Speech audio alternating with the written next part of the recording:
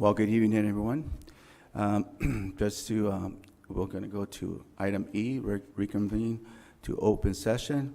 It's 6:46. Announcements of actions taken in closed session, none. G, comments from the public. The board will take any and all comments from the public related to the items on the agenda or any other item of district business that is not on the agenda. Janet, do we have any? None. Noted. H, presentation. We're going to do Yes, for H1, we have Ms. H1. Please, Ms. Price. Thank you. Good evening, board and members present. Brisa Huerta Price, Director of State and Federal Projects, and I'm here to speak to you about the A3G Completion Improvement Block Grant Funding Plan. Okay, so the district will be receiving an allocation for A3G Completion Improvement Grant Program. This particular grant is part of the AB 165/130, and there are two components. You have the A3G Access Grant, which is given to districts that have less than the 67% A3G completion rate, and then you have your A3G Success Grant for those districts that have a higher than 60% A3G completion rate. Our district is receiving the A3G Access Grant, so the one on the left, and in addition to that, it's also receiving the A3G Learning Loss Mitigation Grant. These two allocations are a total combined of a little over $1 million over the next 5 years. So these funds, the Access Grant that we will be receiving is, these are some of the eligible uses. So professional development for teachers, administrators, counselors, so that we can improve the completion rate, including advanced placement specific training, developing comprehensive advising plans, and other student support, such as tutoring and tutoring for the courses and then college counseling services, expanding access to A3G coursework, and student fees, including AP test fees for unduplicated pupils. The learning loss mitigation grants can be used all those students that received a D or an F in an A3G course, then it's credit recovery. And then the method of credit recovery and what we do so that they can be eligible, then it's up to us.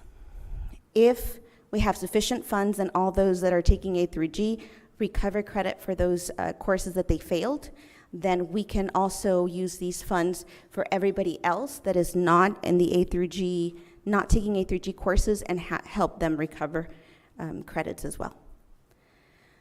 These here are the A3G requirements. So in order to graduate from high school and be able to go directly into a four-year university, these are the requirements that you must complete.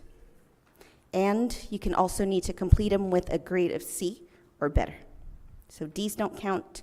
Although if you earn a D, you can apply them to graduation from high school, but you necessarily do not become A3G eligible. Okay. These are the A3G course completion requirements and the CUSD requirements that we currently have. So as you can see, they're pretty aligned to our A3G, to the A3G course completion requirements. Now, why would students not be UC A3G eligible? There are two reasons. Either unsuccessful completion, so they either earned a D, an F in the course, or there's not enough access. And so when we talk about A3G, we're primarily talking of our high schools, and we have two very different cases here. We have, as we're looking at our planning, at Calexico High School, we need to increase access and also take a look at unsuccessful completion. At Aurora, it's more about really, at this time, we don't have very many A3G courses, and so that's going to be a way to work. Any questions? Not done. Well, good evening, Ms. Price. Good evening. I saw in one of your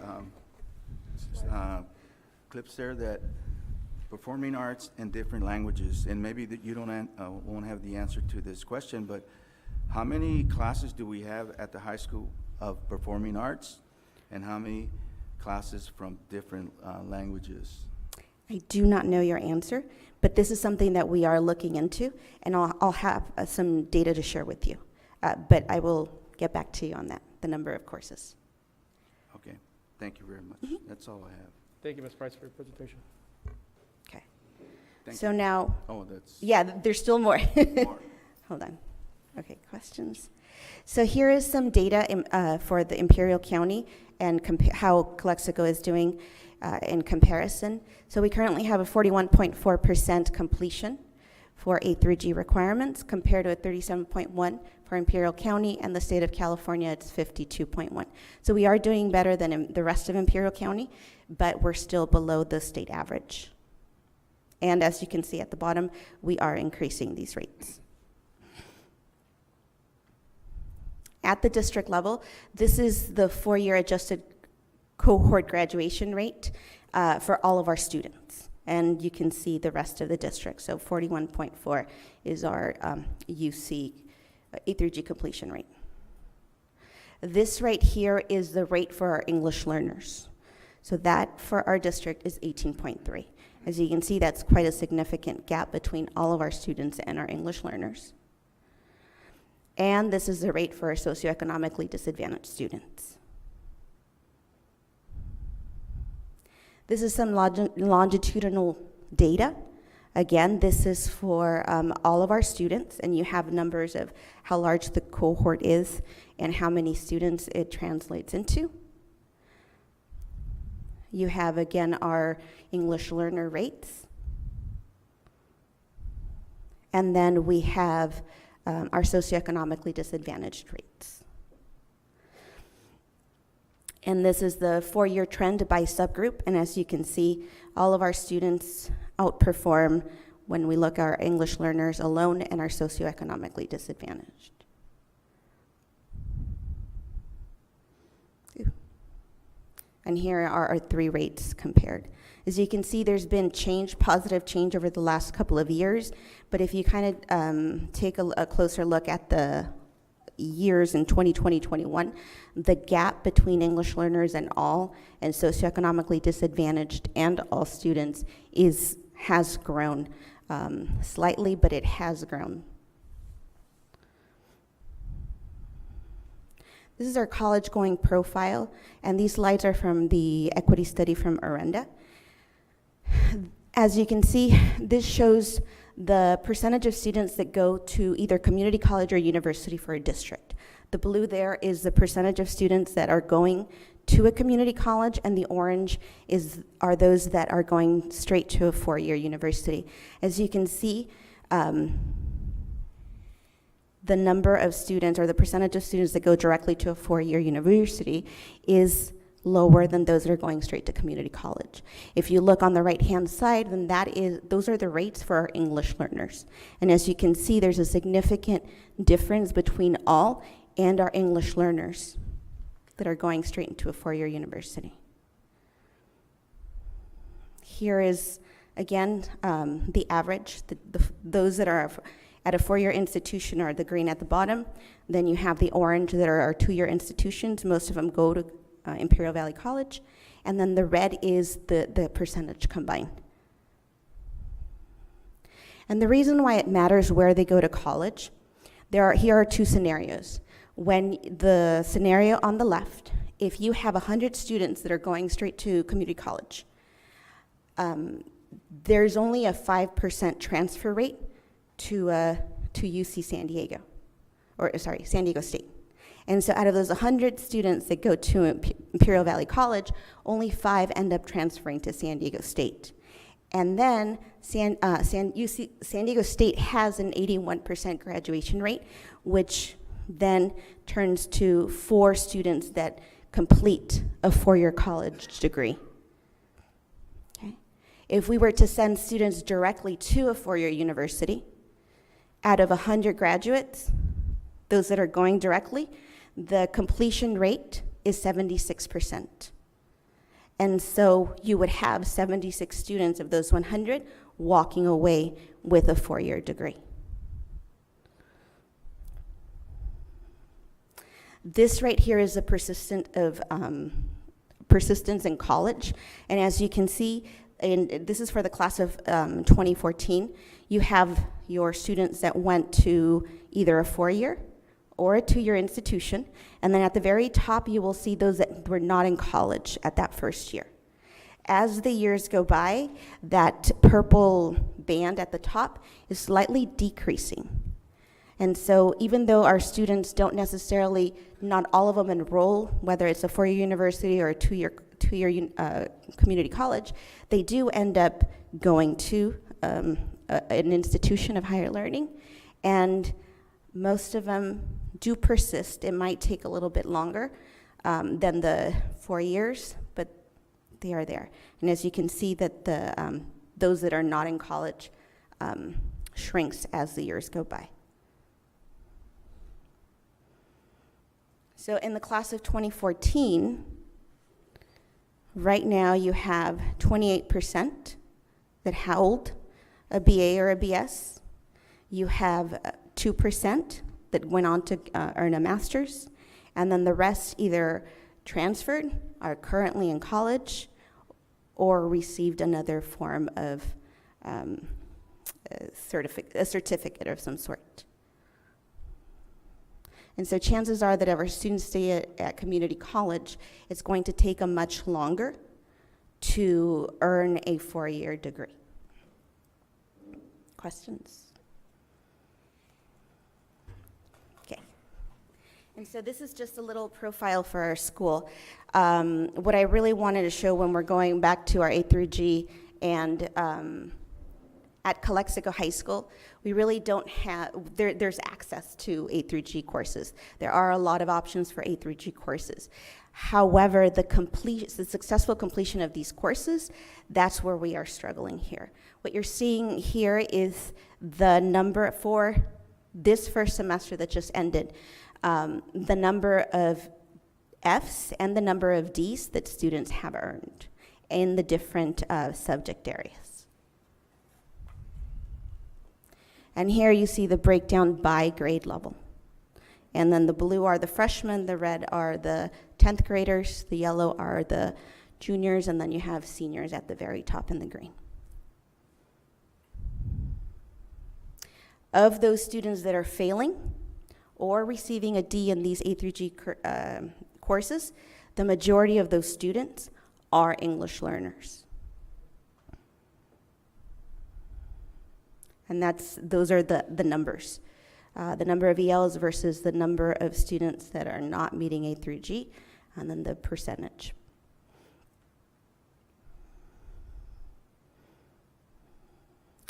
Then our curriculum department, they went in and really, really dug deep into the data. And so when they were looking at 2020-21, so last school year when we were in distance learning, you will see the enrollment for each of the semesters at the top for Calexico High School. And we found that 1,266 students were at risk of not being A3G eligible. And so those 1,266 students have a combined Ds and Fs of 7,471. And then we have the breakdown again by subject matter, by semester. And this is semester 2.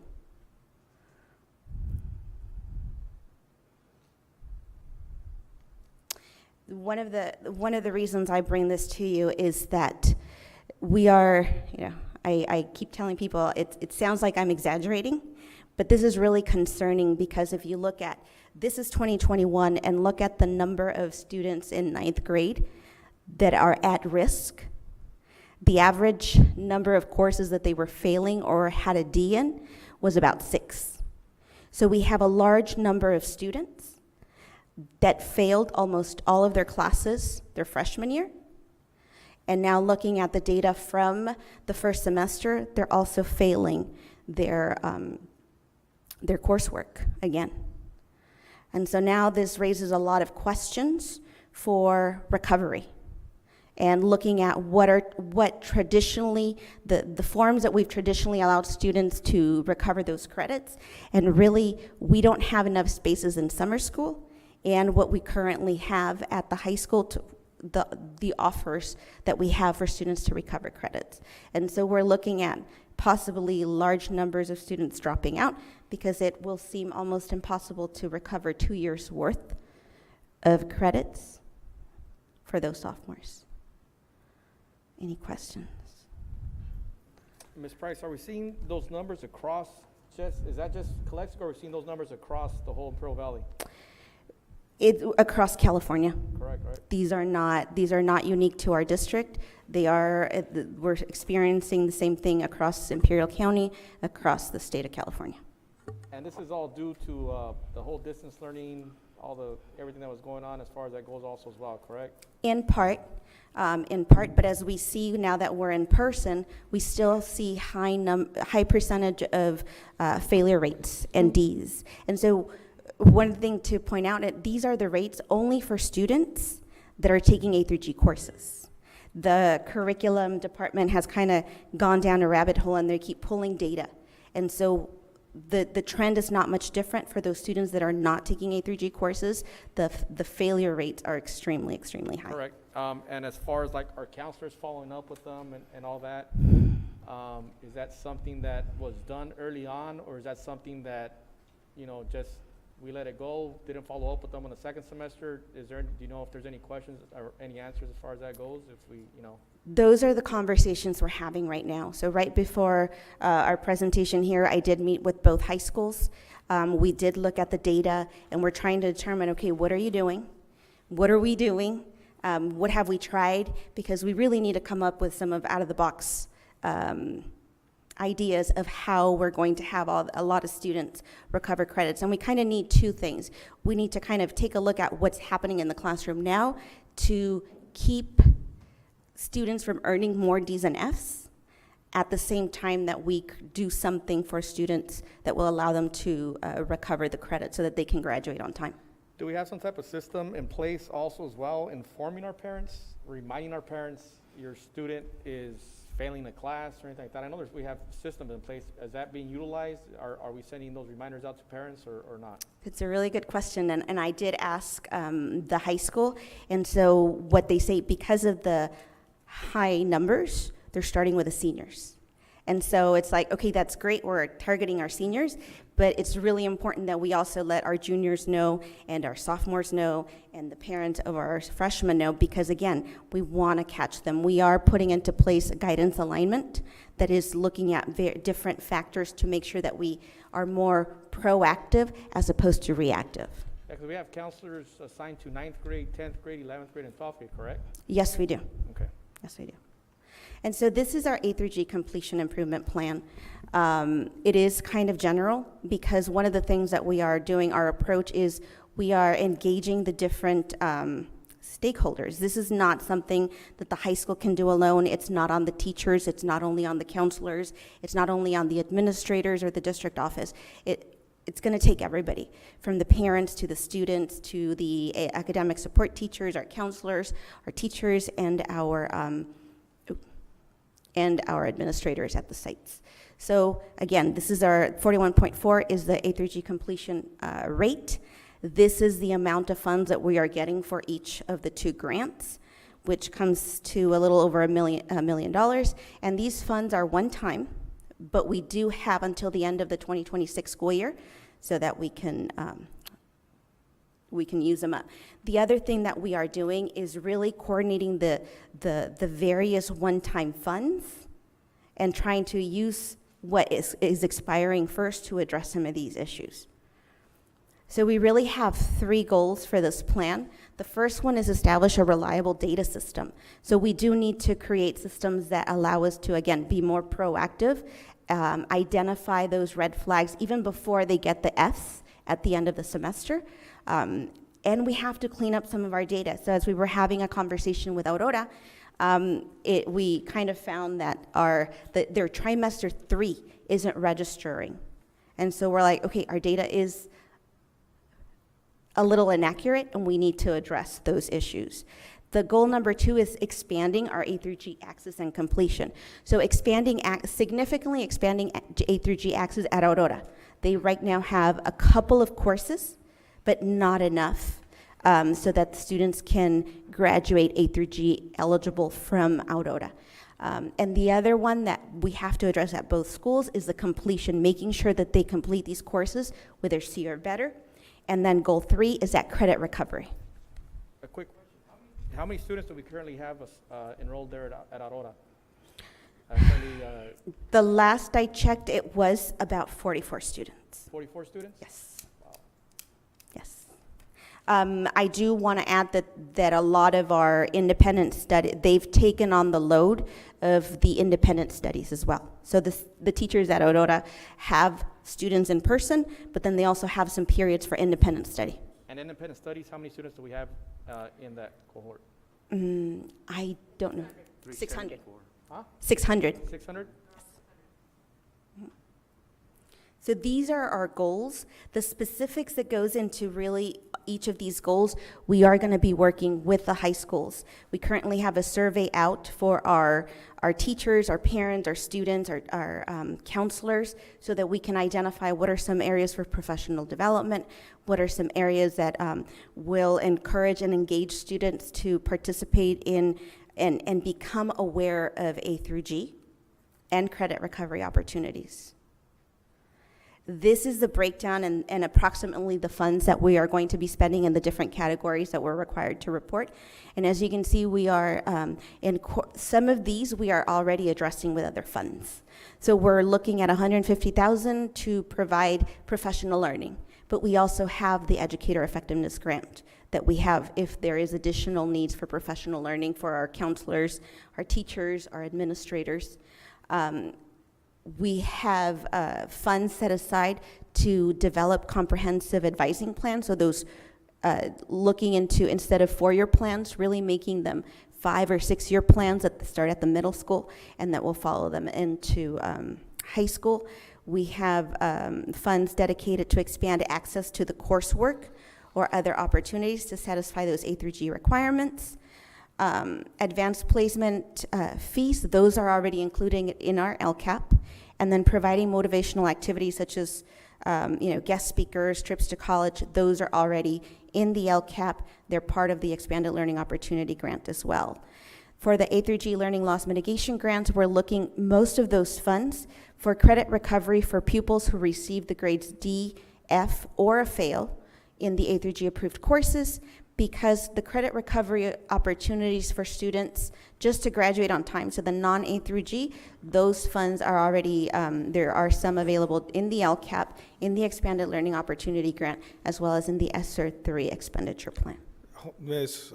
Price, 150 grand for PD, because that is not gonna impact the student, it's not programs for the students, that's to educate or to prepare teachers and staff. Okay, 350 for developing comprehensive advising plans, 4-year plans. That's what they already do. And 236 for expanding access to coursework. What does that mean? I don't see anything that says we're gonna hire more teachers or we're gonna pay for the University of Redlands to come in and provide classes. I don't see anything like that. So where is it that our kids are going to be able to take more courses, online courses, after school activities? Is that included here? Because I don't see it. So these are general terms. When we're looking at the professional learning, and 150,000 over 5 years, it really doesn't look like a lot, but we have other funds dedicated to it. We have the Educator Effectiveness Grant. We have Title I site. At the site, teachers have money, but we also have district professional development funds that are available. So that's just professional development alone. When you look at the comprehensive advising plans, yes, the 4-year plans are something that the counselor should be doing, but when I asked for that number, we only had a little over 700 students at Calexico High School with a 4-year plan. So when you consider there are over 2,000 students at Calexico High School, there are quite a few more 4-year plans that need to be completed. The other thing here, it talks about different ways for credit recovery. And, right now they do summer school. They have summer school. In a traditional summer, they start with about 800 students. And then it dwindles down. By the end of the summer, they have about 500. If you remember that number, 1,200 was about the number of students that have failed an average of 6 courses. 500 slots in summer school is not going to cut it. So we're looking at other out-of-the-box 8 to 3. How can we provide those opportunities during that time? Because even though right now we do offer credit recovery after school and before school, we really don't have control over whether students stay after school or not. And some of them have sports, or they have other activities, or they have responsibilities at home that they cannot stay. But if we were to offer, an extended contract and have teachers teach prep period, so that students could have access to credit recovery during the day, that could make an impact on the number of spots to recover credits. Ms. Price, why do we have less than 50% of our students enrolled in the 4-year plan?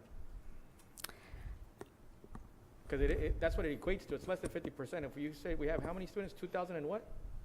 We have over 2,000 students at the high school. And there's 700 with the 4-year plan? We have a little over 700, yes, So 4-year who plans. Who does that fall back on?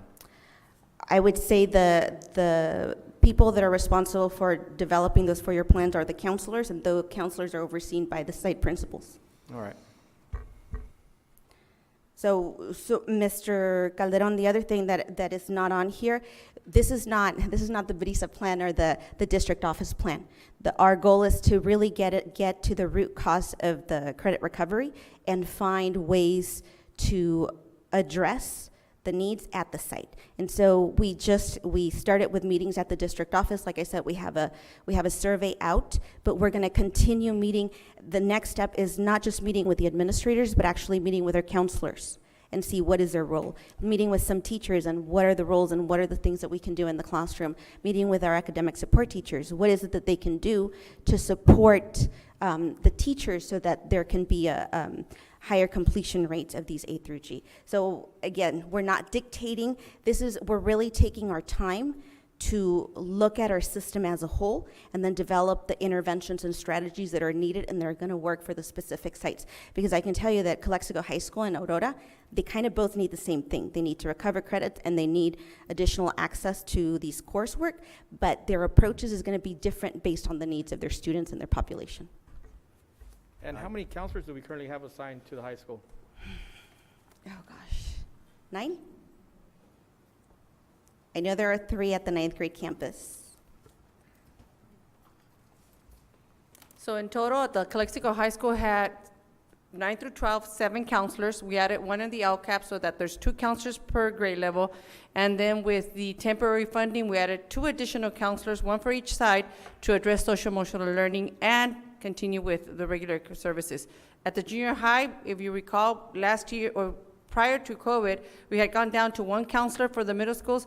Now we're 2 that are permanent. We brought it back to the LCAP, and then each one has 1 temporary or grant funded for SEL, and then at the elementary, every site has 1 counselor. Yeah, but at the high school, total number at the high school? 10. 10. I have a question, and you said this is one-time funds? Yes. Is there a deadline when to use these funds? By the end of the 25-26 school year.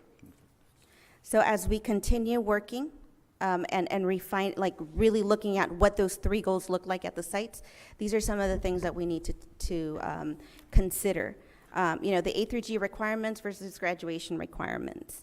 How aligned are they? They are aligned, but I wonder, and we wonder, can students graduate with 3 years of math and still not meet A3G requirements? These are the things that we need to look at.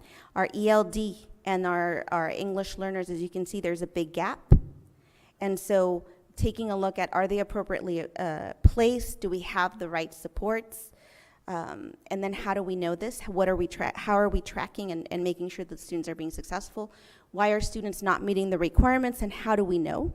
Kind of not really at the, it says if you had to guess, but really we don't want to guess. We really want to take a look at the data and find out why that is. And then really looking at, are there attitudes, beliefs, perceptions that need to be attended to make sure that all of our students are A3G eligible? Any questions? No? So this is just a presentation. That's it. Thank you. Thank you. Thank you, Ms. Price.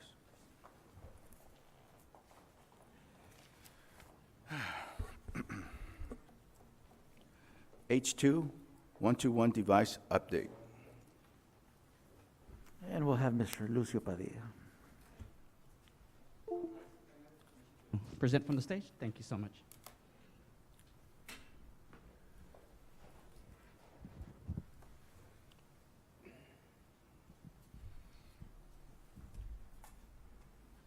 Good evening to our members of our board, our Superintendent Gonzalez, and our district community at large here tonight. Really excited to have the opportunity to present to you today just a status update on our OneToOne implementation. My name is Lucio Padilla Jr. I'm the Director of Instructional Technology for the Calexico Unified School District. Very proud in the work that I serve under this current role. You want to go next?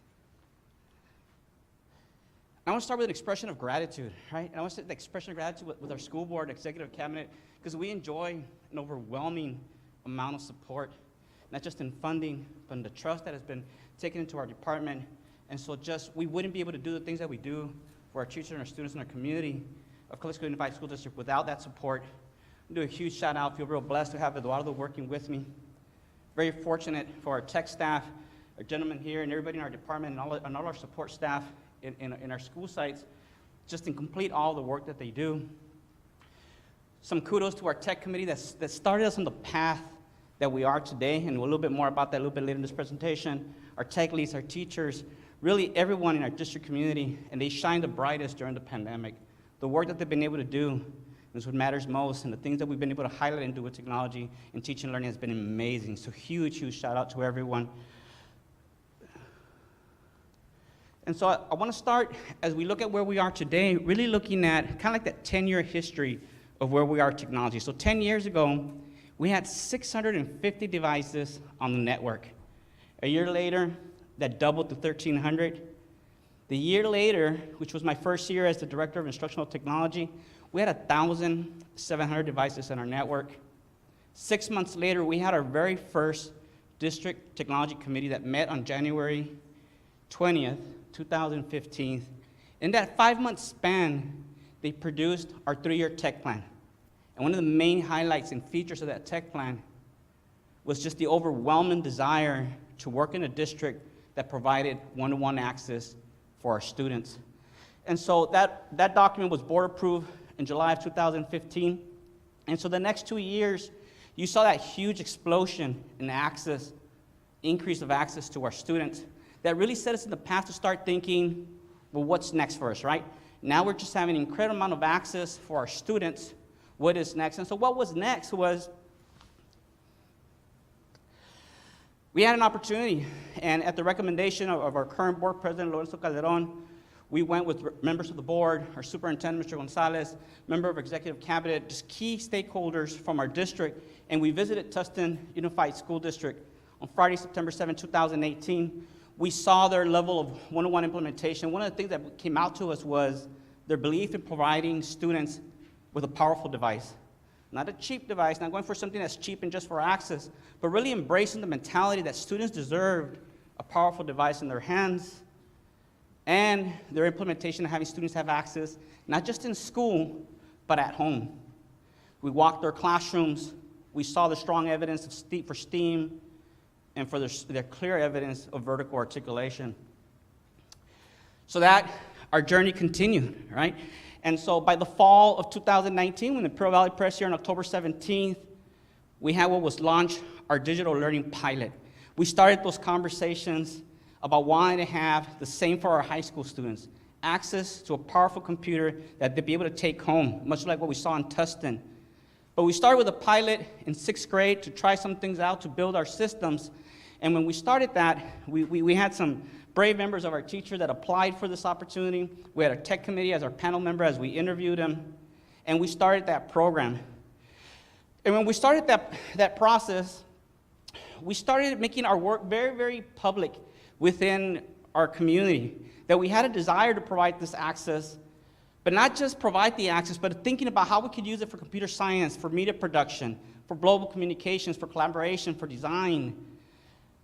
And not only that, but then really establish what were our shared hopes and dreams for our community and our desire that we didn't just want to build their capacity academically, but we wanted to build their capacity in a manner that we were connecting their hands with their hearts, with their minds.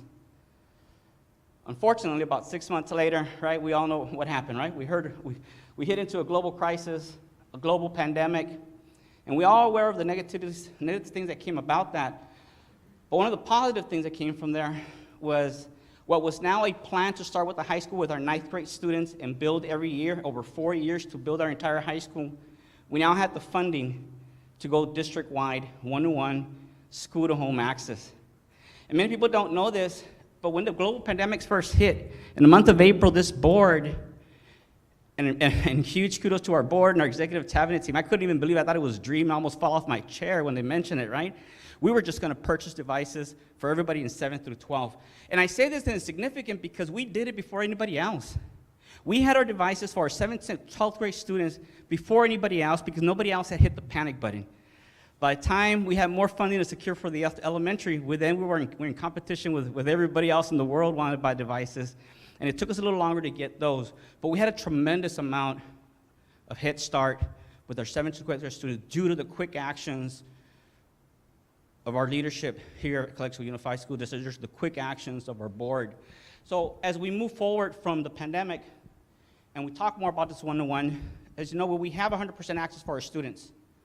And we have not just 100% access for our students in terms of devices, but we have 100% access to internet as well. And so this is what that looks like. From TK through 8th, it's an iPad. It's a cellular version iPad designed to be able to connect if they're not already connected.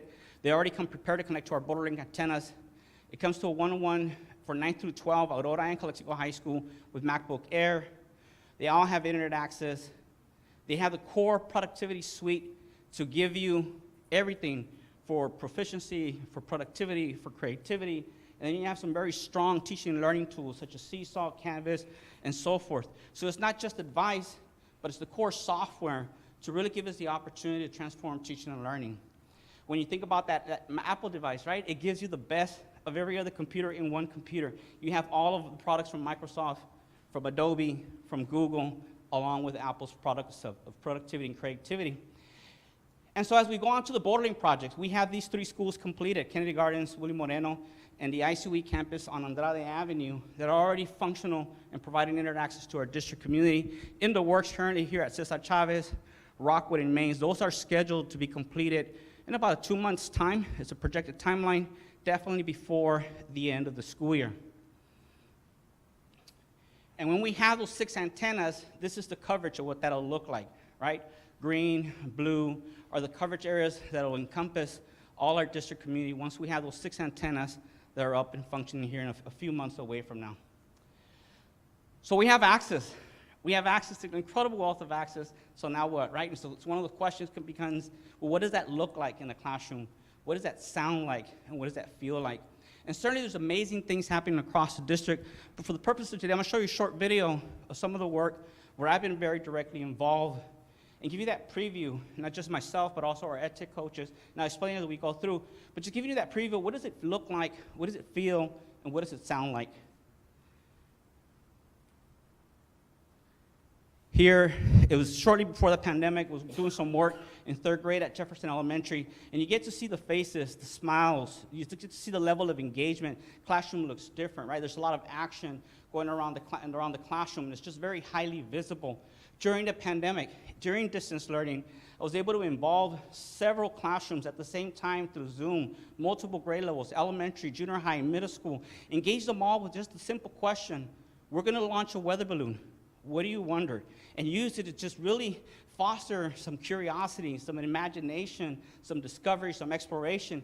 We filmed this on YouTube, and it's still on our YouTube channel for the district. Here's the view from outside the weather balloon. You get to see that aerial view. And so with that simple, really prompt that we're gonna launch a weather balloon. It landed to many different projects for our students, and here's a sample of them. I don't know if we can get the audio for this one, Eduardo. We're missing the audio.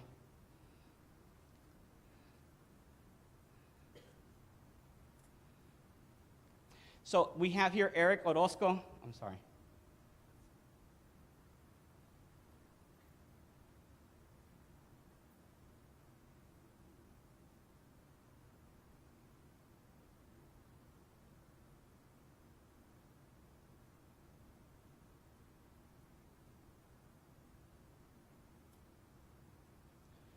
As Eduardo, see if you can put that audio back, we'll work on it. One of the things I want to continue to share is giving you previews of work that we've currently been doing and a preview of work that we continue to expand.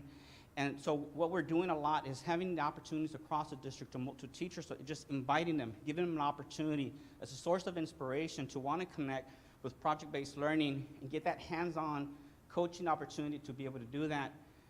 And so unfortunately, if you're not able to hear the audio, you're going to miss out on the whole point of how it sounds like. But trust me, it's just incredibly beautiful to see a kindergartner from Cesar Chavez writing his own story, following the format. If you give a mouse a cookie, creating his own story, right? And you're missing out on that voice of his, right? Of sharing his own story that he wrote, inspired, saying, if we launch a weather balloon, what would happen? So you got to see an opportunity of what he was showing. I wish you would have been able to hear his voice.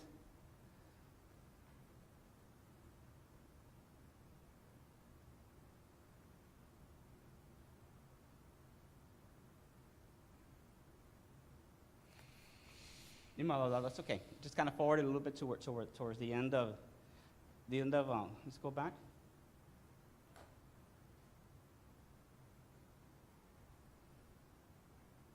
Here's some samples of the work that we did in summer school.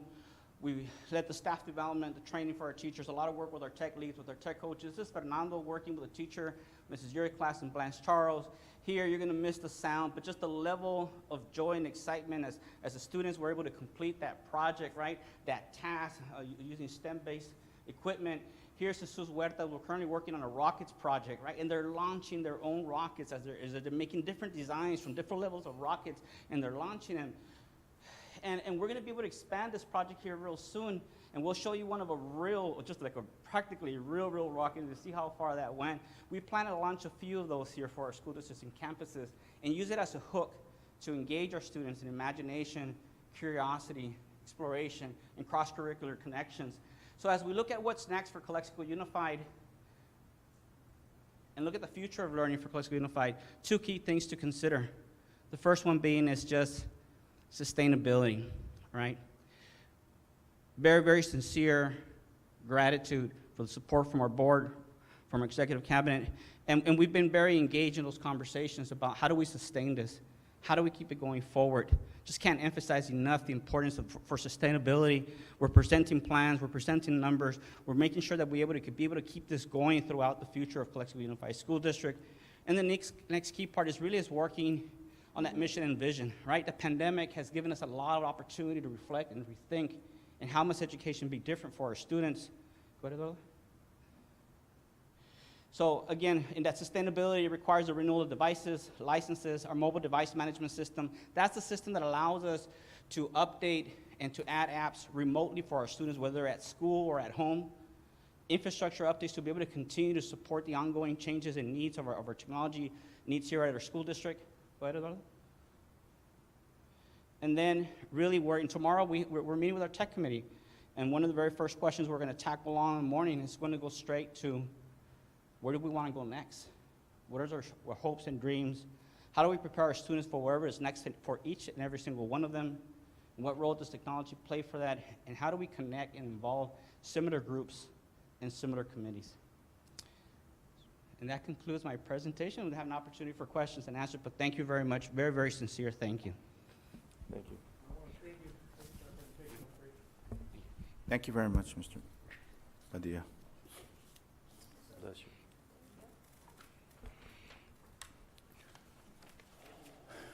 Thank you for the presentation. Now we go on with I, consent agenda. All items appearing will be acted upon one motion with discussion unless the item is pulled for a separate consideration and action.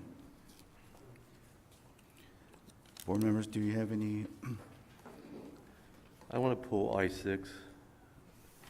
I'll move to approve everything but I-6. Well, I have some also, Richard. I like to pull I-5 and I-9. Any So- other? No, I'll make a motion to approve all items with the exception of I-5, I-6, and I-9 Yes, for further discussion. yes. I thought Richard said I-7, no? No. No, I-6. Oh, there we go. All right.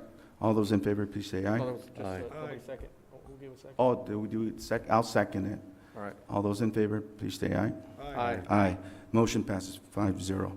Who wants to go first? Richard, you want to go first? Yeah.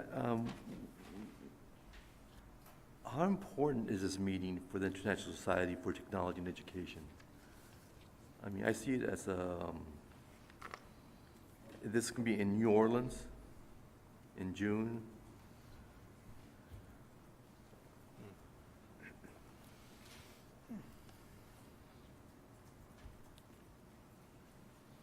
Good evening. Yes, Mr. Chairman, I'll respond to the question there. On the EASTEC conference is really the most renowned, biggest ed tech conference, actually technology conference in the country. It travels from place to place around the country throughout the different years. Very unfortunately for us, it was going to be in Anaheim, and it got canceled the year of the pandemic. And so since then, they've moved on to different cities, and that's the location of it is. But it really is just a huge source for us for it to be able to continue to build our capacity, see the latest that's out there in technology, and really to help us be able to come back and provide the best tools and the best staff development here for our staff and for our community. Aren't there regional conferences being held? I'm sorry, what was the question? Are there regional conferences being held?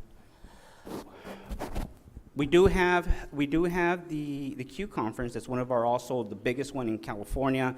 Again, this is like there are two ones that we usually try to attend because they're the biggest one for us is Q, right? And then it's also EASTE.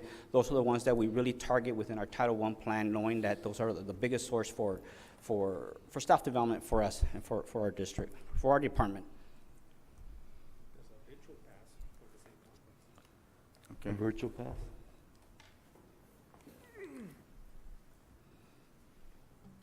Okay. Why can't they do it virtually instead? You know what they do, in all honesty, they do have a virtual component. To be honest, I think everybody's just about zoomed out. It's just, after two and plus years, really, it's not the same level of engagement. It's not at the same level of you don't gain as much as you do. We all know it. We know it for our students. We know it for our teachers. We know it for ourselves. It's true for everyone. But it certainly is an option. Thank you. You're welcome. I was the next one to pull, and my thinking is different, and nothing against, well, I'm okay, I'm not gonna, and it's nothing against you, Mr. Padilla, or any of the individuals that are here in this agenda, but I mean, we're going through negotiations. Our budget is just questionable at this time. I mean, we have staff going to Tennessee, New Orleans, Texas, and we had some that went to Utah and so forth. It's my personal opinion that until we know our budget numbers, I think we should refrain from this out-of-state training. At least keep it virtually, or at least in California, where we can manage these trainings better. And don't get me wrong, I believe you perform as how you train. But right now, most important is our budget and closing negotiations with our unions. And that's what I have to say about this. Did you have anything that you pull? Mr. Alvaro, you have any questions or any comments? All right. So we're going to go ahead and, any other questions on items I-5, I-6, I-9? Well, we need to either approve them or reject them. Yeah, Well, that's why I'm about to. Okay. So, motion to approve them. All those in favor, please state aye. Do we need to Lencho? Mande. Were you moving to approve? Is there a motion and a Oh, second? okay, I'm sorry. Those, who's moving to approve these travels?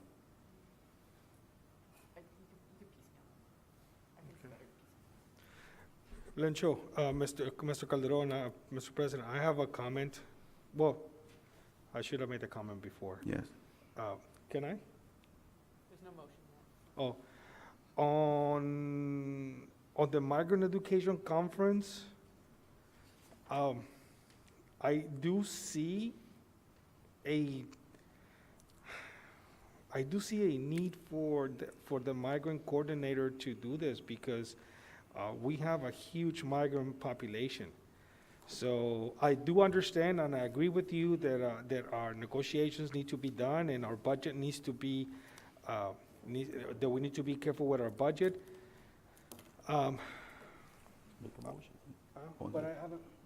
I don't know, because I'm just making a comment, but I don't know if we should make a motion on each one. Well, or- then make a motion, Mr. Calderon. On each one. Okay, so for I-9, I would like to approve this.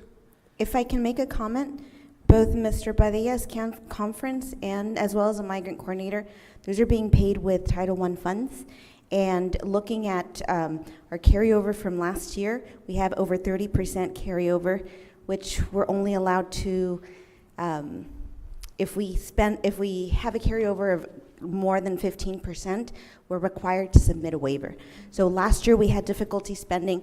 This year, we're still struggling to spend because a lot of the events have been virtual. So if funding is a consideration, this is categorical money, and it does need to be spent.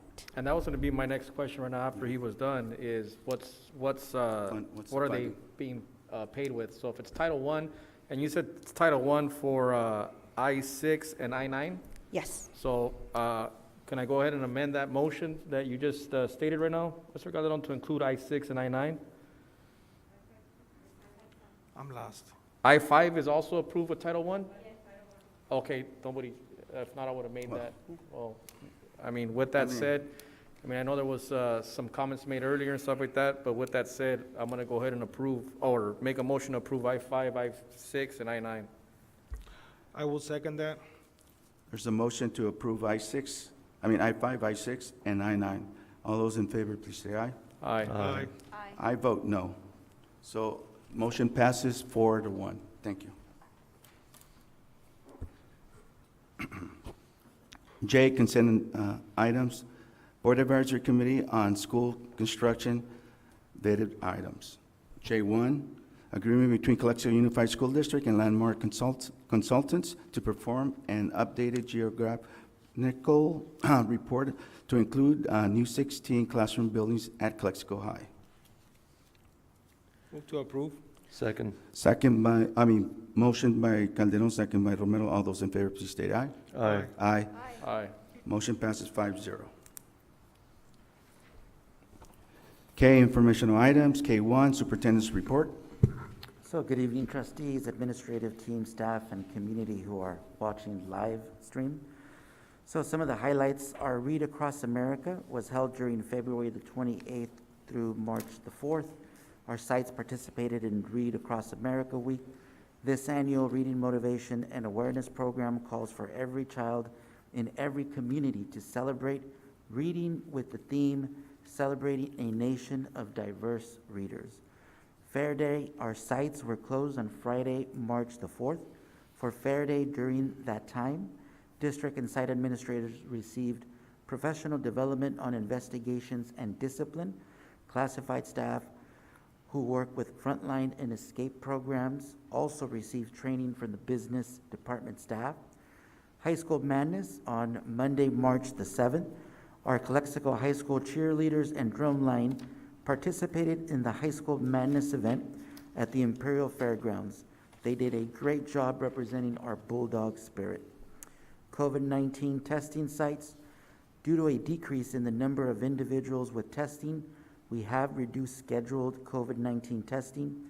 Testing will take place on Mondays at William Moreno Junior High School and Thursdays at Enrique Camarena Junior High School from 3:30 to 7 p.m. for all students and staff. Dr. Vol will continue to provide testing on Tuesdays at Calexico High School from 2 to 3:30 p.m., and on Wednesdays at Aurora from 7:15 to 8 a.m. A flyer will be sent to the community. In regards to our LCAP parent and community meetings, Mrs. Ramirez has held a final LCAP meeting with the community on March 2nd from 6 to 8 p.m. via Zoom. The purpose of these meetings is to gather feedback from our stakeholders regarding the services and use of LCAP funding. Masking update. As per the new CDC and Imperial County Department of Public Health guidelines, mandatory masking will end on March 11th, 2022. We will become optional for all staff and students, regardless of vaccination status, at all K-12 school sites beginning Monday 14th of 2022.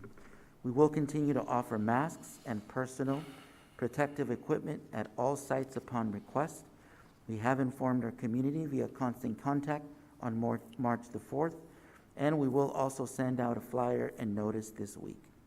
In regards to sports, our varsity softball, baseball, tennis, volleyball, and track teams are in full swing and compete daily. Best of luck to all of our athletes. The spring sports season has officially opened, and tryouts and practices have commenced. Our next board meeting is scheduled for Thursday, March the 24th at 5 p.m. Thank you. Thank you, Mr. Gonzalez. K2, Measure Q and V update.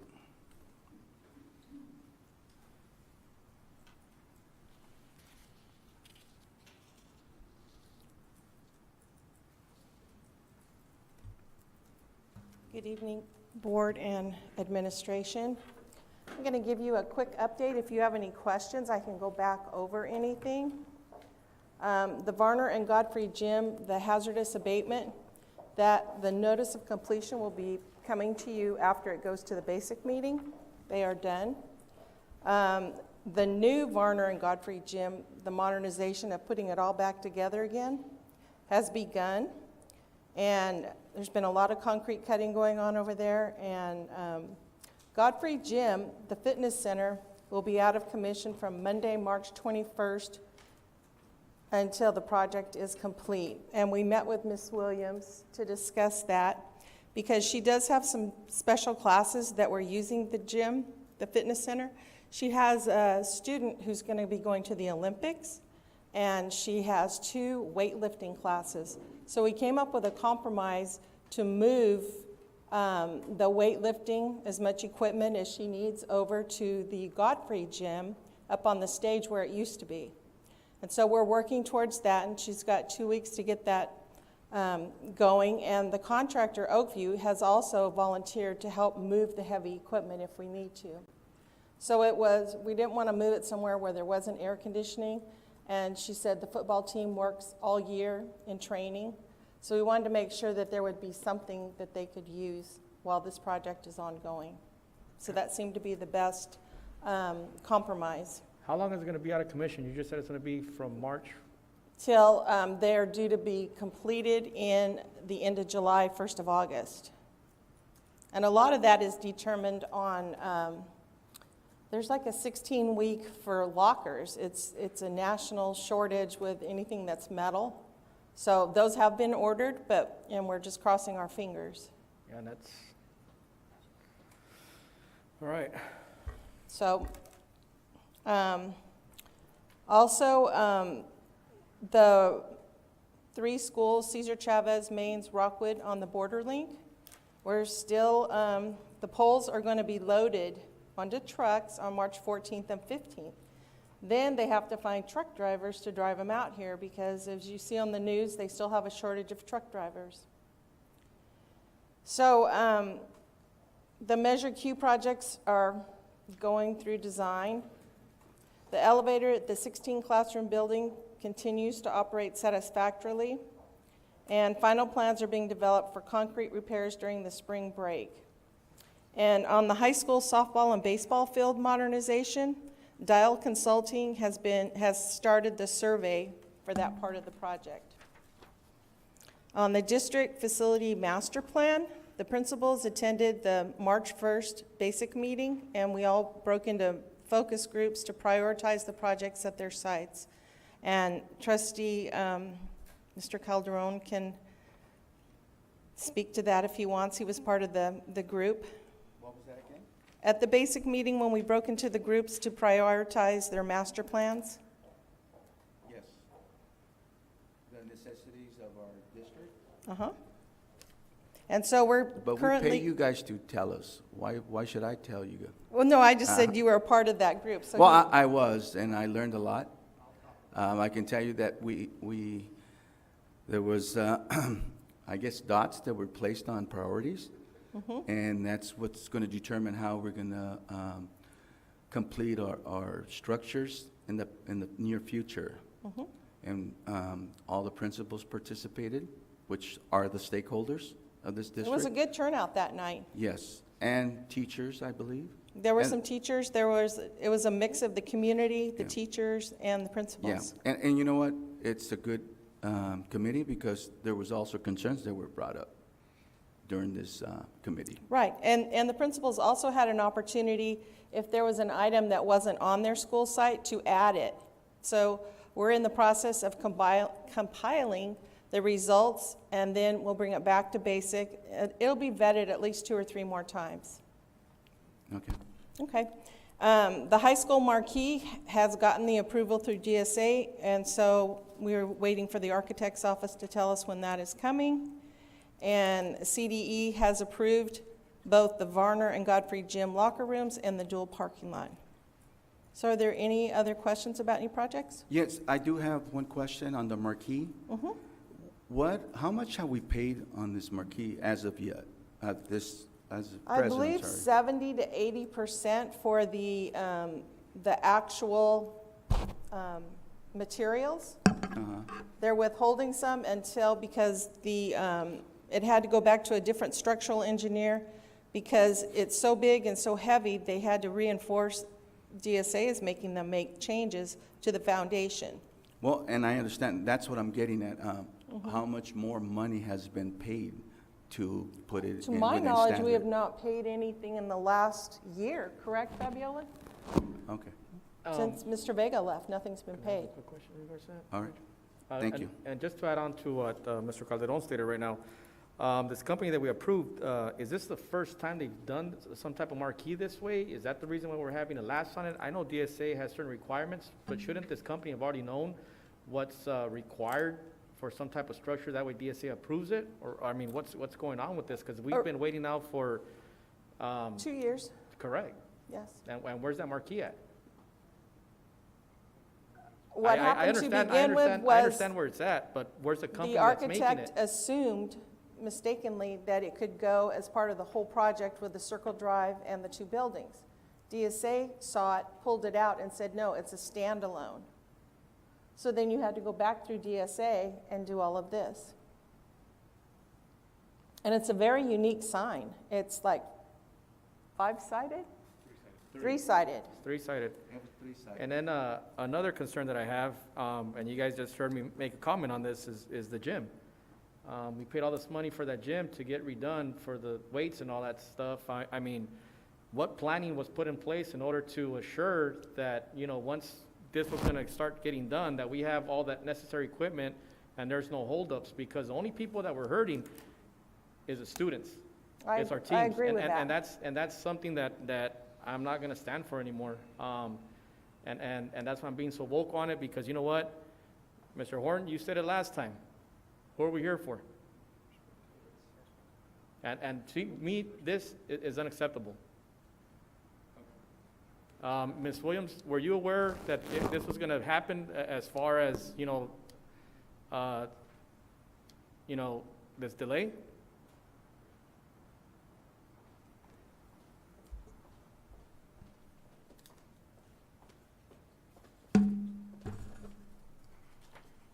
Hi, everyone. Gabby Williams, Principal, Calexico High School. Not this much of a delay.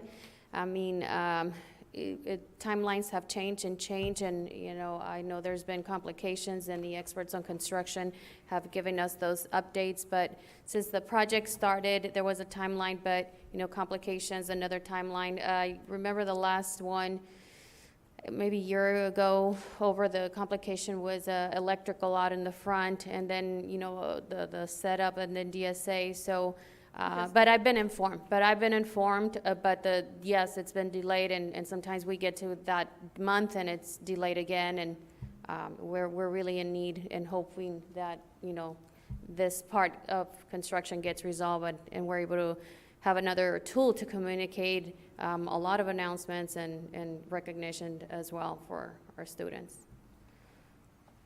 Thank you. And I would like to say that on that Godfrey Gym, the whole front, the whole west side has to come down. The ramps, the stairs, that's why they can't access it. Nothing will be done to the fitness center, but there won't be any way to get into it. And that's because we have to make it Title IX compliant. That's the whole Title reason. V. Title V, I'm sorry, Title V compliant. Correct. Because right now it's not, so if we modernize it in order for DSA to approve it, it has to be modernized a certain way. So we went back and forth with the architect about that, but this is the only reason that it has to come out that way. The whole front, the sidewalk, and make new ramps and everything is to make it Title V compliant. So when did we find out about the Title V compliance?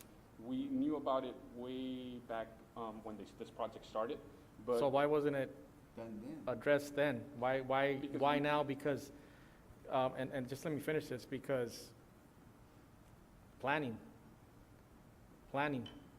right?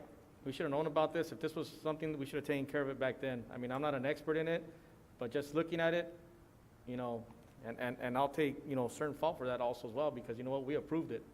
And that was some of the stuff that we thought was, you know, already in compliance as far as that goes. That's why I gave my vote for it, you know, but if I would have known this ahead of time, I don't think I would have, you know, approved this project.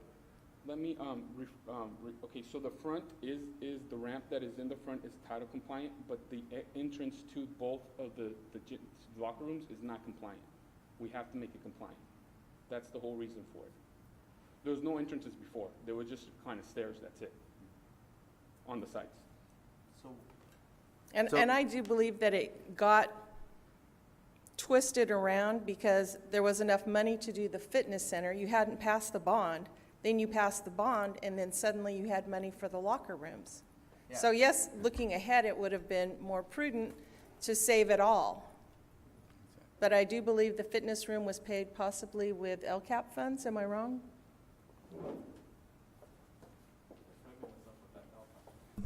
Yes, correct. So there has been a lot of other opportunities, funding opportunities as LCAP, as OneTime Funds, and that's why a lot of our projects, they are changing and we're adding, and there's a lot because of the OneTime Funds and LCAP opportunities that we're been having. That's why I think we're adding additional modernization to our high school. I do have one question, and maybe I misunderstood you, Ms. Desert, but you said the front entrance where they go into the gym now is in compliance. Is that correct? It's not in compliance. It's not No. either? No, No. it looks like it is, but it's not. In order for us to modernize it, we had to modernize also the front side. But you just said it was in compliance. No, it's, and I'm sorry if I misspoke. It's not in compliance. The ramp was there, but it's not elevated to the certain requirement that it's supposed to be there. So it has to have a certain sloping to go down. It has to have so many inches as Yeah. it raises up. That's why your portables have such long ramps. Yeah. And it looks like it is in compliant, but it wasn't in compliant. That's why they had to Well, remove it. So who does this fall back on? That's my question. As far as Not being in compliance. whenever it was When built, It was in it compliance was, back, 50 years ago, but now it's not. the requirements changed. Well, and I think, I mean, to answer Mr. Alvarado's question, I believe that this district is sold. That should be a priority when we're doing construction. That should be a priority, because look what's happening with the elevator and our young lady that is in a wheelchair. That should always be a priority. And you are correct about that, and that's why when we did the basic meeting, the red dots were the ADA compliance. And DSA makes sure that you do that, or they won't approve your project. I know, it's very frustrating with DSA because You know, I think I have to agree with Mr. Alvarado that it's frustrating that we're affecting our students. That's what's frustrating. At this point, we are. Yeah, that's the frustrating point here, because we're here for the students. So, that's all I have. Thank you. Thank Any you. other questions? Do you have any other questions? No?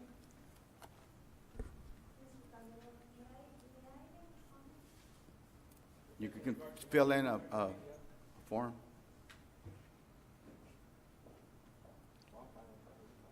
Yeah, well.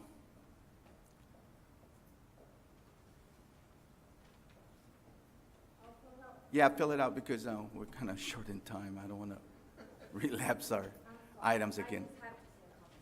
Thank you very much, Ms. Alvarado.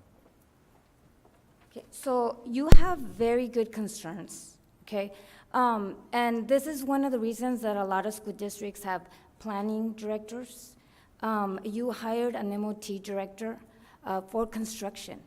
And while he doesn't know everything, he's learning on the job. We do have a very good team right now. There is a lot of stuff to be done. We did pass the Measure V and the Measure Q because we knew that there was a lot of needs in our district, especially because we didn't have, this district didn't have the money to do the updates and the, everything to be the ADA. So there's a lot of moving parts here, okay? So this district doesn't have a planning director, has a new MOT director, has a project manager, Mrs. Desert, and the basic committee, the other committee that I belong to is the, what do you call it? The oversight. My frustration stands, and we're just a phone call away, okay? My frustration stands when I come in here and I hear all these concerns, which I like, and it's good. But that's the reason that I make time to come and hear you guys. And you are right. For example, the marquee. There's no way that Mrs. Williams could have known that we had so many delays. There's no way that any of us would know what the state architect is gonna tell us. So it trickles down, and there's a lot of stuff going on in construction. I can tell you, I've been in construction for 33 years. Construction is not perfect. There's a lot of things that happen. But that's good that you're vigilant and you bring all those items to us because we're part of the community. And of course, I think I was part of the Measure V and the Measure Q because of the students. I'm the number one. I'm going to tell you, I advocated and I was out there, even in COVID, I was out there calling everybody, you know what, this is for the students. And that's what I believe. And I'm a very strong believer in this district. Yes, it irritates me when I see all the teachers out there, but this is my site, the construction, and I own it, and I take pride on being on the basic and on the oversight committee and being here and hearing your concerns.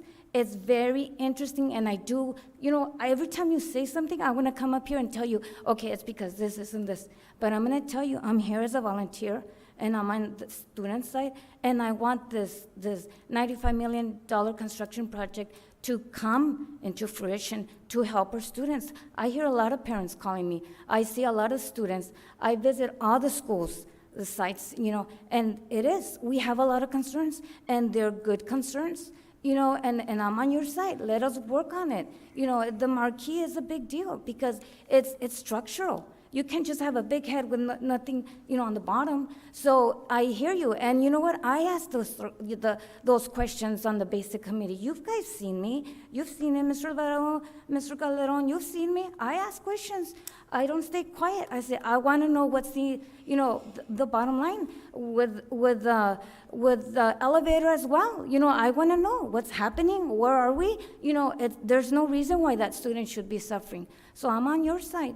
We're just a phone call away. I would invite all of you guys to go to the basic because I think that there's a lot of stuff that goes on there. They are a little bit long, but it's a construction, and we do a lot of vetting and stuff. And I like coming to the board meetings because I can hear you guys, and I can hear you, and really, so when we go to the next basic meeting, I'll have Mr. Alvarado's comment in mind, I'll have Mr. Calderon's comment, Mr. Romero's, because that's what we want. We want to hear and we want to get to the bottom of it. We're not just being a committee and not doing anything. We ask questions. I want to know why.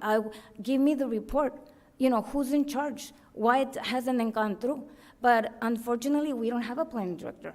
We don't have somebody that can oversee, has the experience and tell us, okay, this is the money, because it takes finance, it takes the director, it takes the basic, it takes the construction management company. It's a lot of moving parts.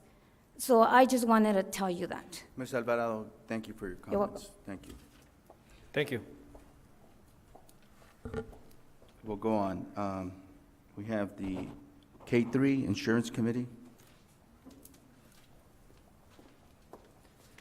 Good evening, Board of Trustees, members of the public. We just wanted to give you an update. Our prior 3-4 insurance committee meetings have been information sharing on what our current benefits would look like being administered through CISC and sharing information and helping answer questions about that. But we are planning to resume the typical insurance committee structure on April 13th. So getting back to helping answer questions, meet member needs on benefits and those things. So we are resuming that on April 13th, and I just wanted to report that tonight. And then after that, of course, I'll be able to bring back the information that was shared and the people were able to support. Okay. Thank you. Any questions for Dr. Thurman? No?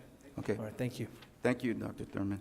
IVROP, Calexico IVROP Service Update, February 1st through the 28th, 2022. Career Specialist Facilitated Resume Workshops to Mr. Gastelum's Entrepreneur Class on February 4th, and it was approximately 118 students. Strong Force Program provided job applications. Presentation to Mr. Gastelum's periods 1, 3, 5, and 7 on February 18th, and it was 114 students. Career Specialists provided resume workshops to Mrs. Padilla's computer application class on February 24th, and this was 64 students. Provided one-on-one information about IVROP, ROP scholarships to 11 students. Contacted outstanding student nominees that are interested in completing the top OS in the industry, and this was 2 students. Assisted CTE facilitators by conducting post-secondary surveys to form CTE students who graduated in 2021. A total of 184 surveys were completed. Next step is to provide after-school IVROP scholarship workshops for seniors. Willie Moreno Junior High School counselors requested a CTE 101 presentation for all 7th and 8th graders on March 22 and through the 29th. And that's all I have for IVROP. Safety Committee.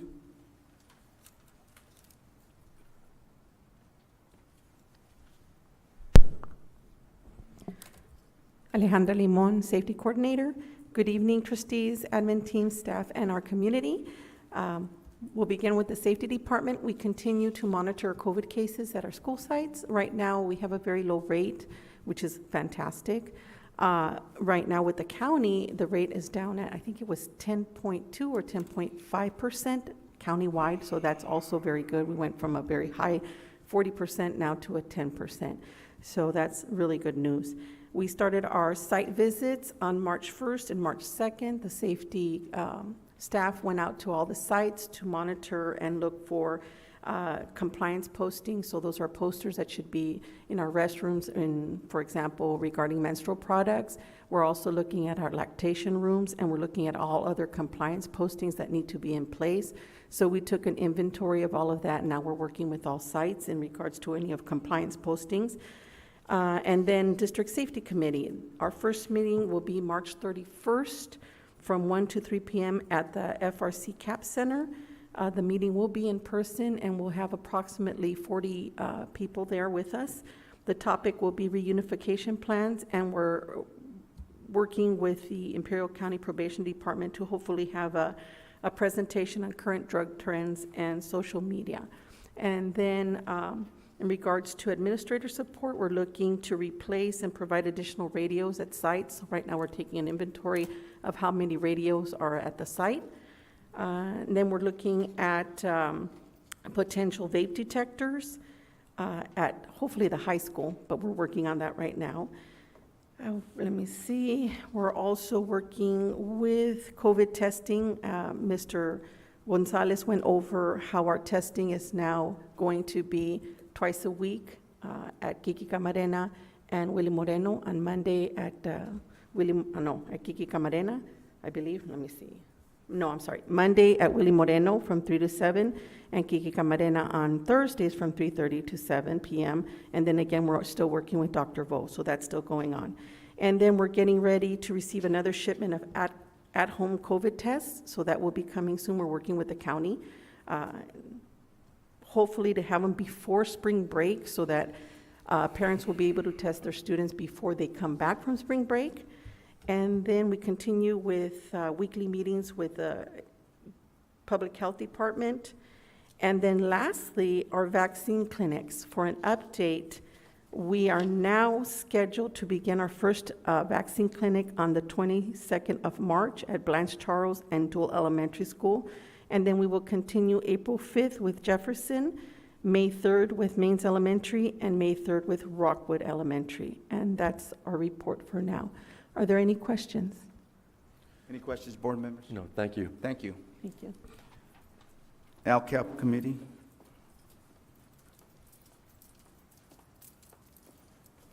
Good evening. As mentioned by our superintendent, we have been holding our community and other educational partners meetings. So we did hold 3 parent and community forums on March 15th, March 22nd, and the last one was on March 2nd. On February 16 and 18, I held a consultation with our ACT group. With Migrant PAC and our DLAC parent meetings were held on February the 23rd. We had our foster youth consultation with the county on March 3rd.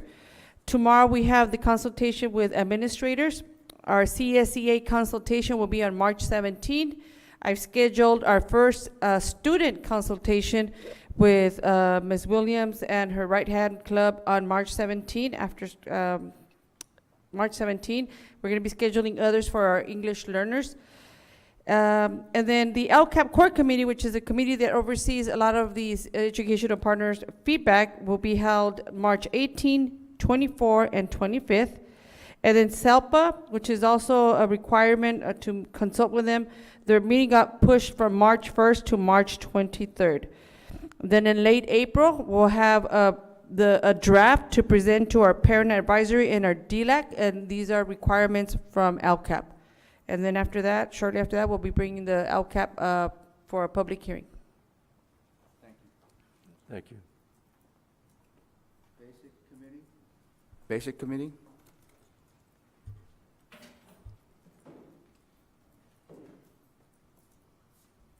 Thank you. I just want to say Mr. Calderon took some of my thunder for the last meeting that we had. He explained what we did. We were working on the master program with the little dots. But we're going to take it a little bit further than that. And it's going to be working with our Mr. Hort, not to interrupt you, but I was put on the spot, so I had to tell him. All Okay, right. sir. But sorry if I did. No problem. You have the high ground, Mr. Calderon. Okay, in reference to what's going to be taking place, we're already making appointments to reflect what was on the surveys. We're visually going to go out to the schools and talk to the principals about that. In conjunction with the Vice Chair, Belinda, that's what we hope to be doing. And one good point, I think it was brought up about time. I think you're right. We do not want to impact our students' the ability to do, to learn, to be who they are to be. I hope that part of the basic will look at some of the things that they want to do and look at what time we can do these things, not to impact the students. That's what we're here for. And I concur with what the trustees brought forth on that. There's no reason. We should do everything not to impact the students. If we can do some things during the summer when the kids are not at the school, we should do it. And I concur. And thank you for the time. Thank you. Mr. Horn, thank you very much for your comments. K4, board reports. Mr. Calderon? Thank you. Welcome to our meeting. And Thank you for taking the time to be with us. Something quick, I had a chance to meet with our Mr. Davies' class today, and I had the chance, I was invited to hear what the students had to say. To make a long story short, they have a lot of good, valid points. And like somebody was mentioning earlier today, we're here for the kids, and if we don't do it for the kids, then we're doing something that we're not supposed to be doing. Our first priority should be the kids, and having the kids the right tools to better prepare themselves to when they get out of high school. So with that said, Mr. President, I'd like to put an item on the agenda for the next meeting so we can discuss something that needs to be discussed. So other than that, thank you and have a good evening. Thank you, Mr. Calderon. Mr. Romero? If I may, Board President, just for clarification, what is the agenda item that you'd like to add? I'll be sending it to you when the time comes, like a couple of days before the deadline for Thank you. for agenda review. Any other question? All right. Mr. Romero? I just want to thank everyone for showing up today, and thank you for all your hard work. That's all. Thank you, Mr. Romero. Ms. Magallanes? I don't have any report. Thank you, Ms. Magallanes. Mr. Alvarado? Just want to concur with what the other board member, Mr. Calderon, stated earlier in regards to our law enforcement class. Also, too, been looking into it. I haven't had a chance to actually go out to the high school and take a look around as far as that goes. But it is my understanding that Mr. Davies currently has 3 classrooms assigned. I think one of them, he currently has his equipment in there. One is where his classroom is at, and the other one, that's what I want to find out what's going on with the other classroom. Is there anything on there or not? And with that said, I also want to bring this item back to put on the agenda because if he was assigned, or if anybody could take the time right now to answer it. Ms. Williams, is that correct? He does have 3 classrooms, or?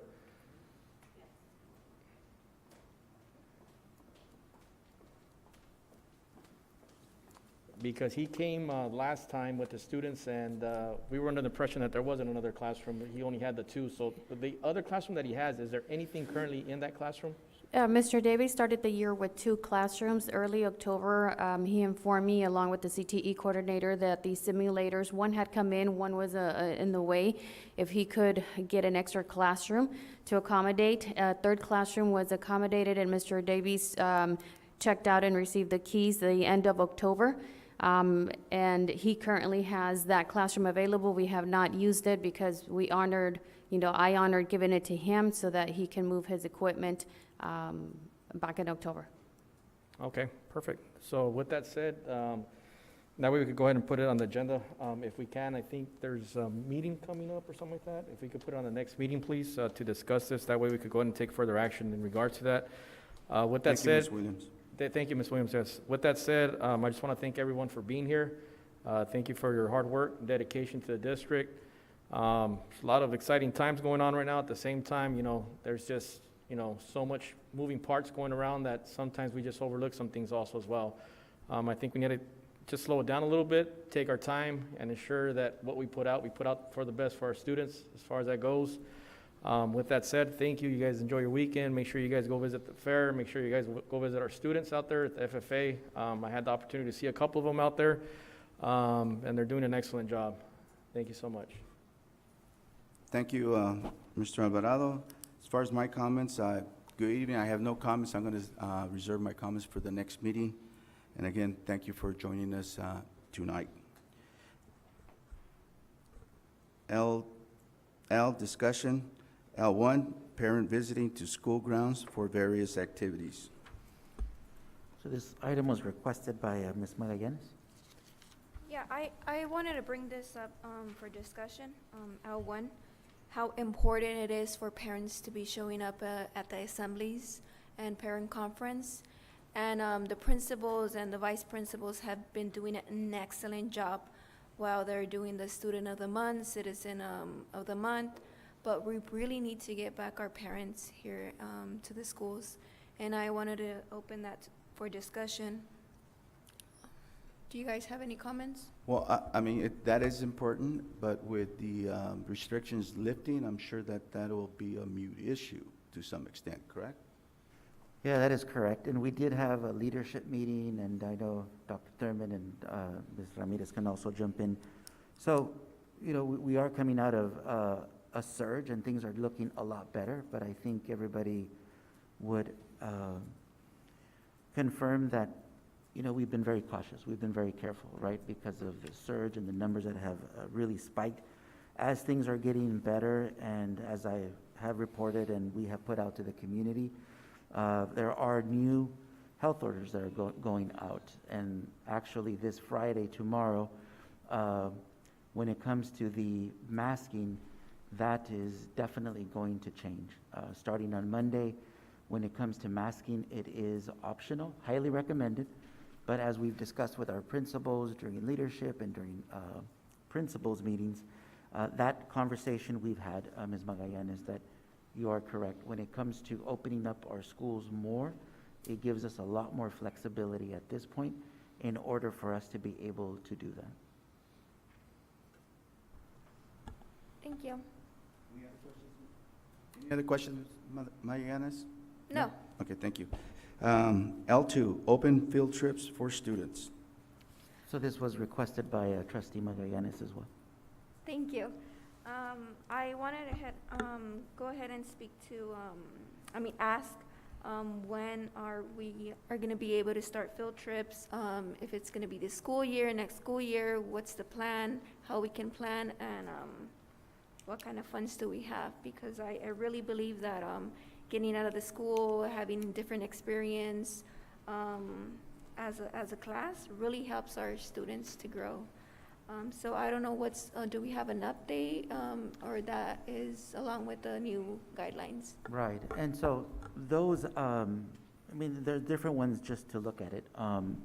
For example, sports. Sports has not stopped. We've continued with that, and when it comes to, they're not field trips, but they're trips, right, that we use our transportation in order to get to students out. We have started resuming some field trips already, and I know that Dr. Thurman did confirm with Dario Espinosa, our director, or not director, but a supervisor of transportation, and he has a system down. And so when it comes to field trips, that is something that we will be able to open up, but we have opened it up already. We have had some classrooms attend certain trips. I believe we did have ACETs attend Borrego Springs, if I'm not mistaken. So we do have some field trips that are taking place, and it will only resume and get better. So can you explain to me how does the process work when a teacher wants to go ahead and do a field trip?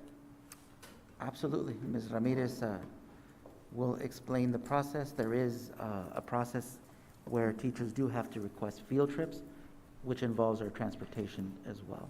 Yeah, there's different kinds of field trips, and so in our board policies, field trips have to be related to educational objectives if they happen during the school year or during a school day. And teachers usually do fundraising for some of those activities. For others, we do have LCAP funds, like for college trips, but teachers must submit a student travel request, and under that, there are different requirements. For example, there's like 5 field trip forms, which one of those include how many chaperones, how many students, because we do have a student to adult ratio. And if they don't have enough chaperones, then we cannot approve that trip. The funding also, they have to show us that they do have funding. So for example, if they're fundraising out of their ASB activities, we tell them that they cannot plan for it until we know that the funding's there, because in the past we did have teachers that planned for a trip, ended up canceling, and we still had to pay for the charter bus because they failed to cancel it. So we're always monitoring to make sure that they fulfill all the requirements, and then I'm the one who approves the field trip. So I'm always on top of any field trip or travel request that's here locally for our students.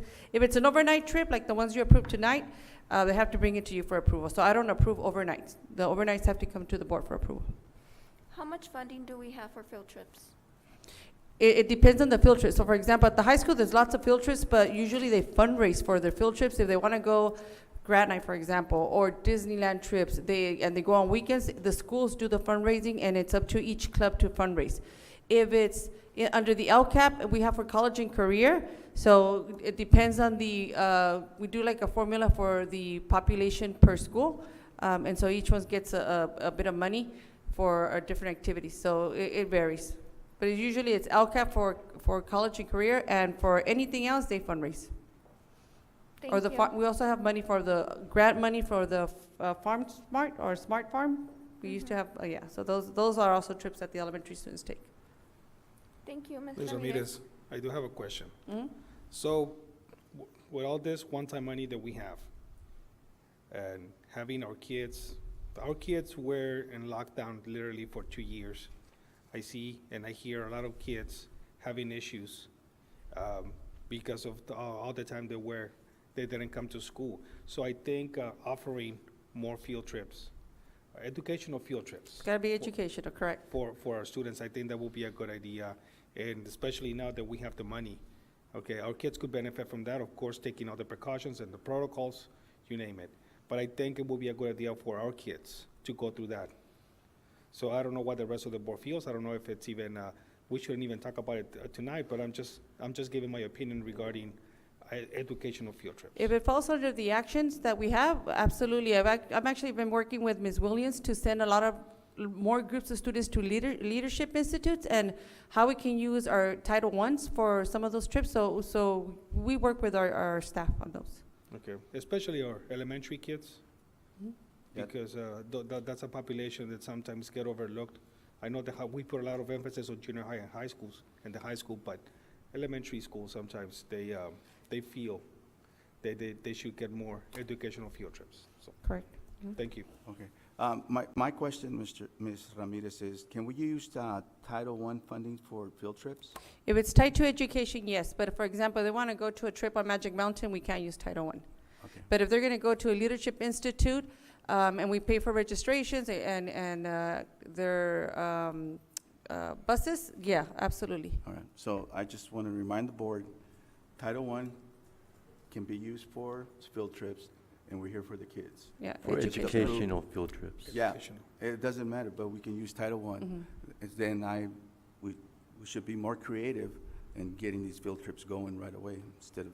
And remember, just so that we know the concern, and one of our teachers said it here, the teachers, a lot of them are not wanting to do any extra activities right now, so that's why you haven't seen field trips come as often. And that's right now, it's one of those barriers that we have. Ms. Ramirez, what about the ESSER funds? Could we use ESSER funds for field trips, or we can't? ESSER 3, if it was part of the plan, yes.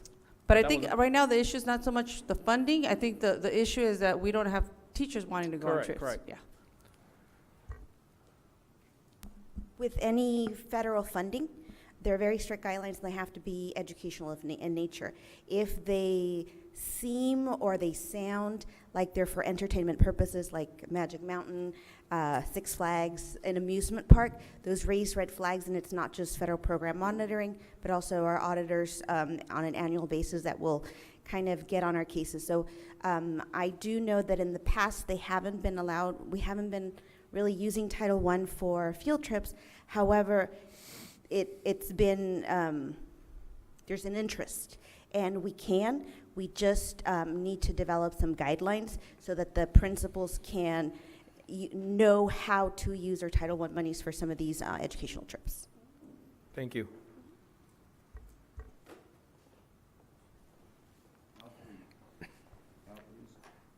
Superintendent search update and superintendent interim proposal. So Trustee Magallanes added this item, however, Mrs. Estrada will go ahead and give an update.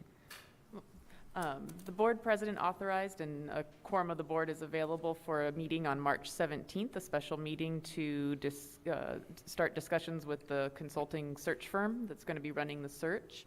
At that meeting, there'll be an open session and a closed session component to answer questions. I think at that meeting, the consultants can speak through questions about interim assignments if those come up, and have open and closed discussions with the board. Are there any other questions in advance of that meeting? No, thank you.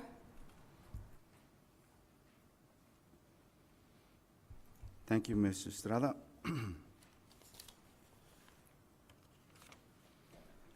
M, discussion and possible action. M1, open community-based school at Calexico High School.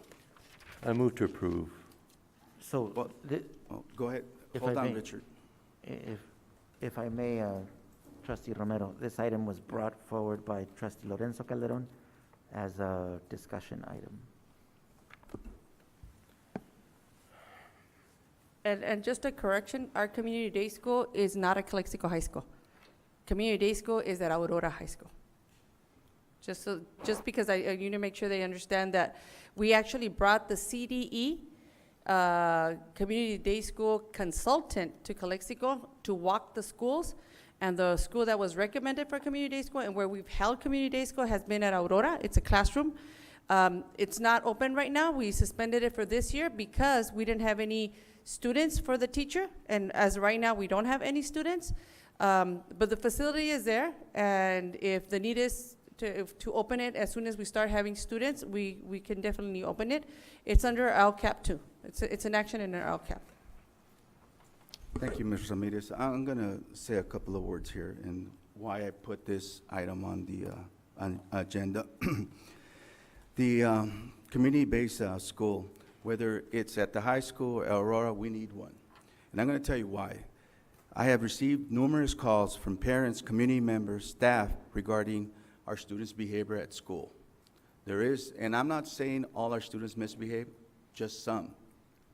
There is no consequences, and there is no guidance as to what our staff are supposed to do with these students. For example, we have had, since the beginning of school, and maybe it was because of COVID, we had numerous fights, severe threats towards staff. We even had a proctor assaulted twice by the same student. We have students that are under the influence going around our campus. And matter of fact, there was a social media video where this gentleman was assaulting one of our females that circulated for several weeks. And to me, that is uncalled for. I was told, and this is not the first time I bring this up, I was told that it was against policy, it was against the law to have these community-based schools. I have done some research, and I can tell you that every school in the valley, Hopeville, Central, Brawley, Imperial, they all have them. They provide the tools to our staff to be able to do their jobs. And not only that, but they provide the safe and healthy environment for our students to learn. And that's why we're here, to provide that for them. And if we can't provide that, then we shouldn't be here.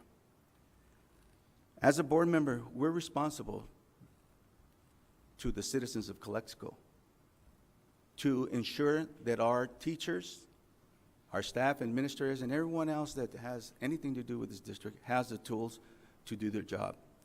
And I think we have shortchanged our students at the high school because the majority want to learn.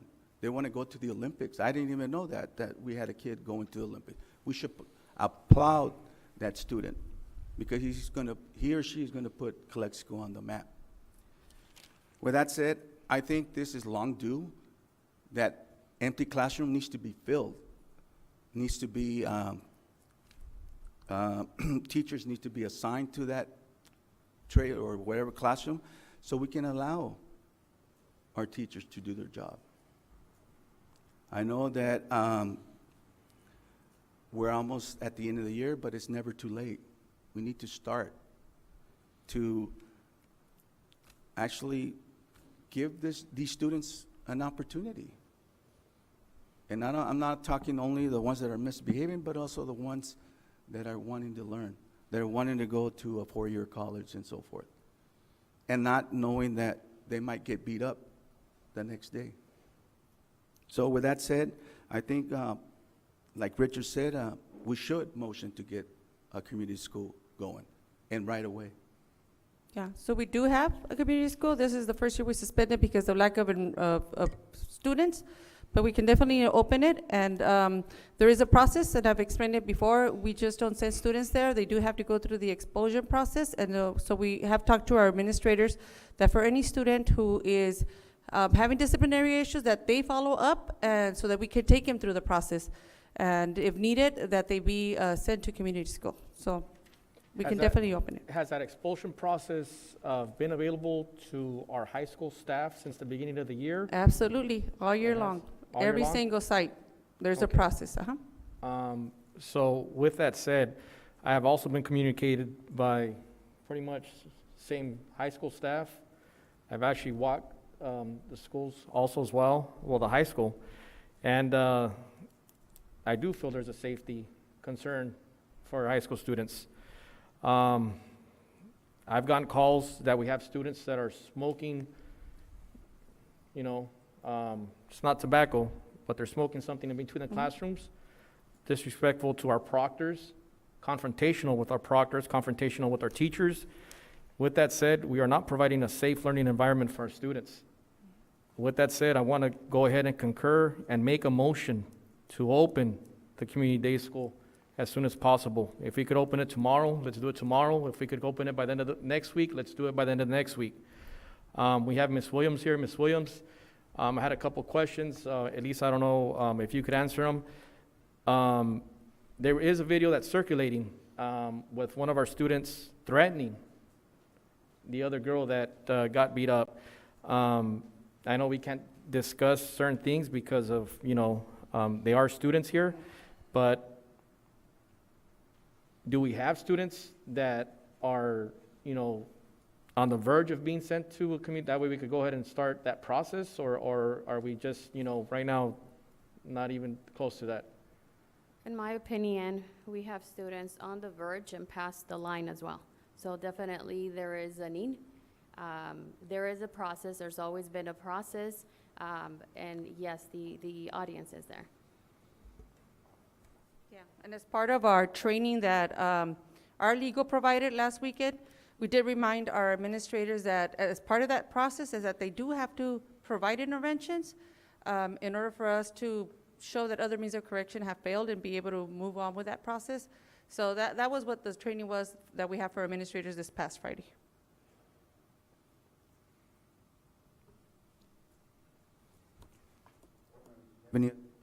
Any other questions from the board members? I have a comment. I actually received a couple of phone calls. A parent was here regarding same issues, but for Willie Moreno. So I'm not sure how does open community-based school work, if we can add it to junior high schools as well.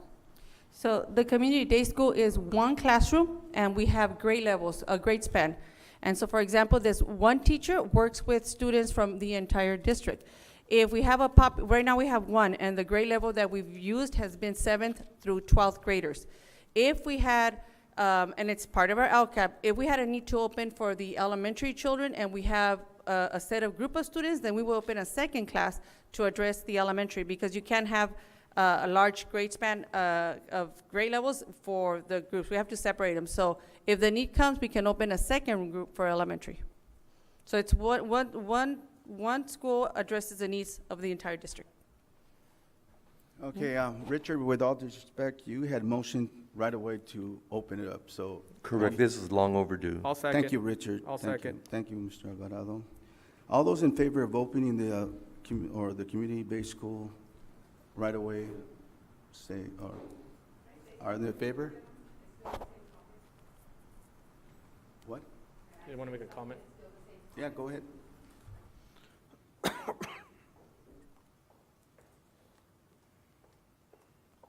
Good evening, Hortensia Armendariz. I coordinate the Family Resource Center and Student Services. We have always wanted the community day school, but just please note that the community day school is not an automatic transfer for students. We need to, and we hear you, and what we need to do is protect the students' rights. It's due process, because what you do doesn't automatically transfer out. What we need to do and be very, very good at it is those other means of correction. And all the other means of correction start at the site. So when a student comes up for an expulsion hearing, that's the first thing that we're gonna ask. Other means of correction. Every single training that you go and talk, what is the law? The law is not just to open a community day school and expect because you did this, you're gonna be transferred out. It's going to be other means of correction. Just transferring a student from one place to another is not automatically gonna change. What opportunities are we gonna give a student at their site? Other means of correction. And other means of correction is not just suspending, is what are we gonna do to help them? That's what we really need to concentrate on, the interventions that we're gonna be providing. Thank you. Thank you, Ms. Armendariz. I can assure you that our staff at the high school are professional and know the policies and procedures to be able to move a student to another location. And again, there is a process, you're right. But I asked, other school districts have been conducting SARBs. And I asked the question, how many SARBs has Calexico conducted since COVID? That's another process that we should be doing. So we need to start addressing these misbehaviors because it's our responsibility. And by starting that, I think it's important that we all start doing our job, and hopefully we can direct the kid to become a productive citizen. Definitely, and and expulsions have always been available. SARBs have also been available, but our sites need to do the interventions before they want to go and expel or want to SARB and transfer a student out. So that's what we need to concentrate on, is interventions, other means of correction before transferring out. Correct. And with that said, Ms. Armendariz, shouldn't there be calendars available also to SARB students that are available, letting them know, hey, there's a SARB coming up? This is the Shouldn't we next have, date? sorry, I didn't hear, shouldn't we have what? SARB calendars also as SART? well. SARB calendars, letting the sites know that there's SARBs available, Oh, or if they have anything. Yeah, SARBs are available, but first they have to do the intervention. So No, if they correct. can prove that, yes, they have a SART, that they've done the other means of correction, definitely. We don't need a calendar. We can just say, if a school just says, you know what, we've already done this, this, and this, then we'll just have a SARB hearing. Correct. Yeah. It's available. Hearings are available. SARB hearings are available. Expulsion hearings are available. But we're going to go and check off other means of correction, the due process, the interventions, before they can come to a hearing. Correct. We really need to do that. Correct, and you guys are the SMEs and the subject matter experts. So We that's are. why, that's why, we want to just provide another tool.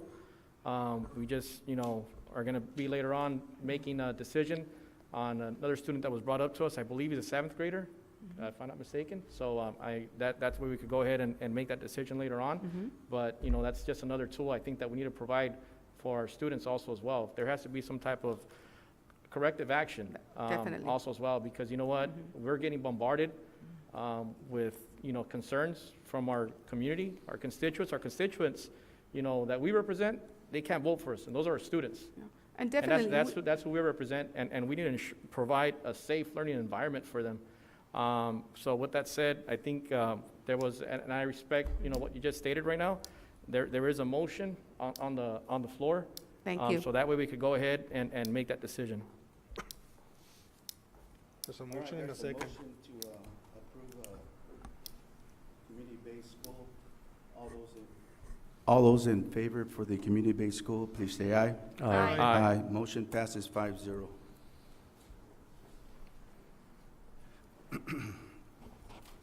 And action items, consideration and actions approval for the following items. N1, approval of fiscal year 2021-22 second interim financial report.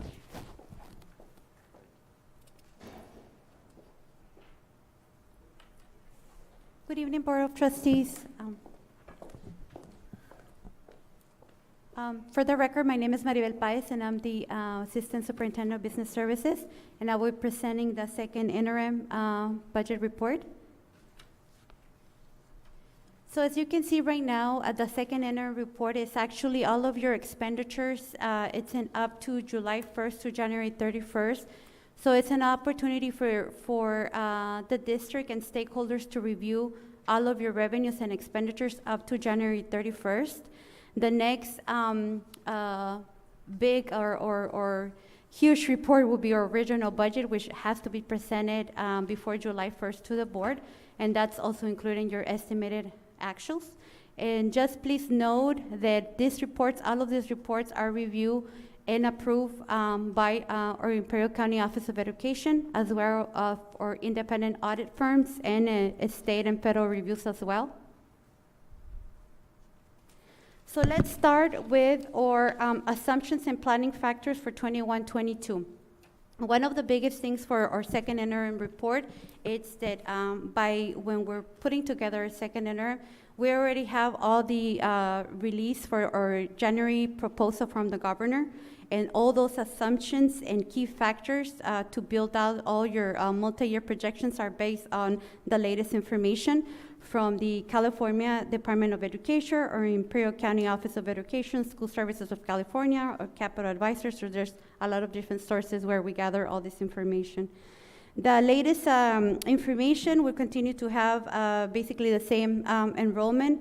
However, we did have a significant new component to our second interim, which is our P1 report, or P1 attendance report. As you may be aware, we are held harmless for 21-22. However, for 21-22, that's not the proposal yet to be held harmless. There are different proposals, but not to continue with their same ADA as 19-20.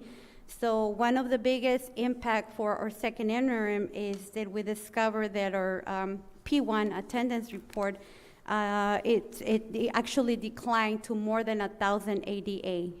So this is actually a significant factor for our revenues moving forward.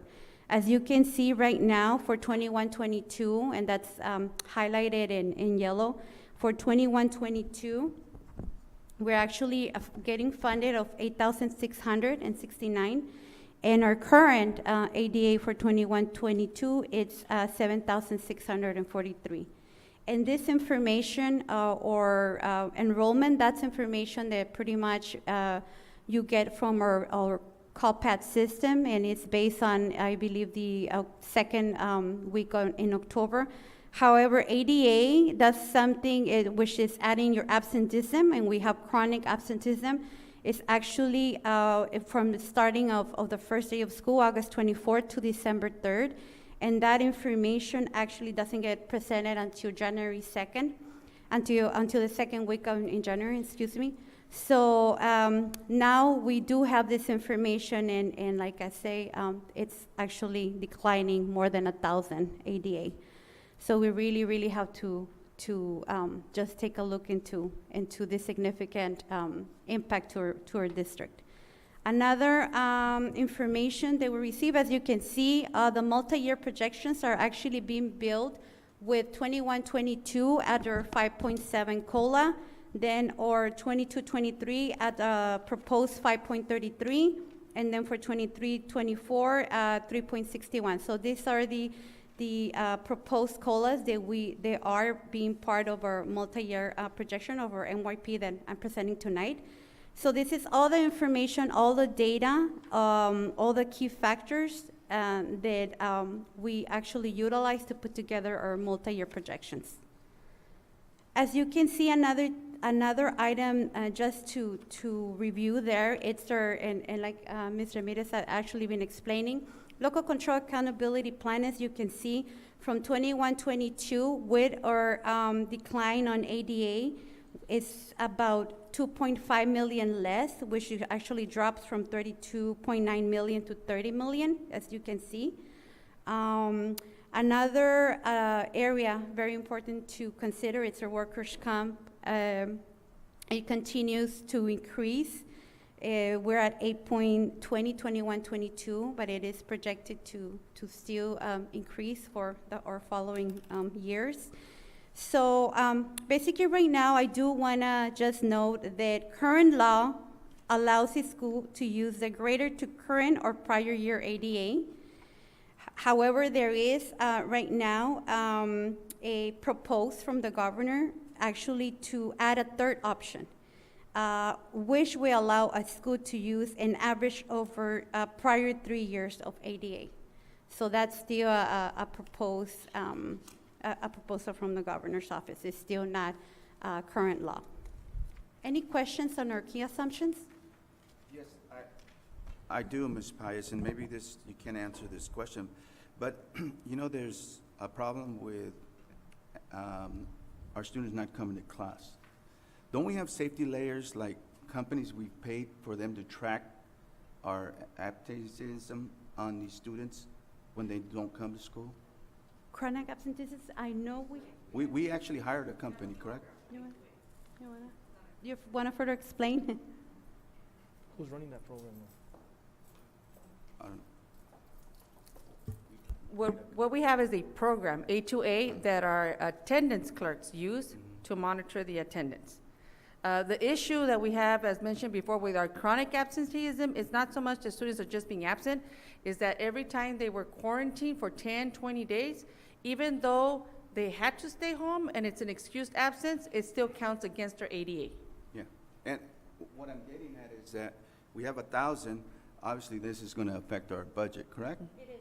So, and we're in the middle of negotiations, so therefore we have less money than we thought we did, correct? Yes. So it's an average of our declining enrollment with our chronic absenteeism. That's how they calculate the ADA. So yes, we just got the calculation a few weeks back, and yes, we have a great loss. Okay. That's all I have. Thank you. So, Maribel, so you said something about the governor, I'm sorry, my foot is really killing me. With the governor proposing that, Average what is it, of a 3 waiver? prior years? Is that what we're gonna call it? What are you gonna call it? Waiver, average over the last 3 years? They're just proposing a third option A for third us, option. yes. When are we gonna know about that? I'm not sure if it's gonna be on the May revise information or release, or it's gonna be until the governors enact our budget. That will be in June. It's still, we don't know when that's gonna happen and if it is gonna happen. But right now, and you will see our calculator that we actually was given from Imperial County Office of Education, as I need to use that local control funding formula calculator, that they are not actually recommending for us to use the proposed third option yet, because it's still not law. Oh, We no, need to follow current law. No, I'm just curious when the when and if. Yes, we are waiting for the same. As a matter of fact, there was a release by CDE where actually on February 18th, CDE certified all of our 21-22 first principal P1 apportionment, and they just revealed that it's almost 10% decline on ADA statewide. So this is not an issue that Calexico has, it's an issue statewide. Okay, thank you. Yes. One more question. Yes, no, of course. I'm looking at your report here, and for 23-24, our workman's comp, you're projecting for it to go to 8.86%. Correct. So with that said, what is the status? I'm hiring a workman's comp coordinator. Because I'm sure this is in the millions, correct? It As far is. as what we're paying? It is 6 to 7 million. I know we're in the, Dr. Thurman? I'm sorry to go off, but the Yeah. public needs to know that we're trying to. Right, no, thank you. And so we've received some input from Keenan on ways that they can support us with additional personnel in that area, as they've done for other districts and seen significant increases. We've also looked at what it would take to use our own highly qualified personnel in workers' comp and releasing them of other duties, so that would be a sole concentration for them, along with implementing some of the ideas that Keenan has recommended to us regarding workers' comp. So we've looked at both of those options, and we can bring those to the board on what that might look like, from, taking the duties from a person right now who's a workers' comp expert, all the way to having a person come in can be anywhere from 1 to 3 days. Like I said, Keenan has some experience in this with other districts, and they've seen significant increases in their workers' comp containment practices. Well, I would like to see the options because, I Mhm. mean, you're talking, Keenan is an attorney firm, correct? They're our broker for our health benefits and all of our workers' comp claims. I would comment to that, but, Okay. so I'd like to see the. Okay, yeah, options absolutely. you have, yeah. Definitely, thanks. Dr. Thurman, I have a question. That 8.36%, how does it translate into dollars? I'm sorry, what was that? That 8.20% in workers' comp, how much is it? Oh, I'm sorry, I don't know the exact amount. Do you know the amount? That's gonna be about 7 million. So if we're paying that much money, and if we hired a person to take care full-time of this, I would assume that that person, even if we had to pay that person $100,000 a year, but that person can save us half of that, I think it would be worth it. So I'm just wondering if that can be done, because that workers' comp situation, it looks pretty high. So that's just my opinion. Yeah, definitely, that's a thing, that's an item, a very important item that we need to start just targeting. Yes, correct. Maribel, on the ADA, on that loss, what are we looking at and that loss, if that's what we have to go by, what's that gonna hit? Okay, and I'm gonna be explaining, you will see the multi-year projection. All right, how it because I had looks. another question. Mhm. This is in regards to absenteeism. Are we seeing students now with about 40 absences or more? Because that's what I was informed. I don't know how true that is. Elisa, is that accurate? We have students with absences of 40 days or more? So yes, you can definitely have some of those students. If a student was quarantined 3 times, that's automatically 30 days that they were out. So I don't disaggregate the attendant data to see how many students are absent just to be absent compared to those that were quarantined. And I don't know if, Hortensia, have you generated any of those reports yet? So we could probably generate that report and bring more information to you to disaggregate exactly why students are being absent and what is the average per student, for example. All right, perfect. Thank you. Elisa, can you do a comparison of what our ratio is of absenteeism to other school districts? We actually have the chronic absenteeism for the entire state under the dashboard, under DataQuest. So we might not have the one for this year, but the data is out there for multiple districts. And we also compare to the state. It'd be good to see later on. Okay. Thank you.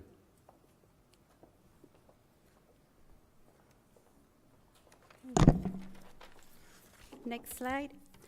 This is actually a breakdown of all the changes, reason for changes that happened from first interim to second interim.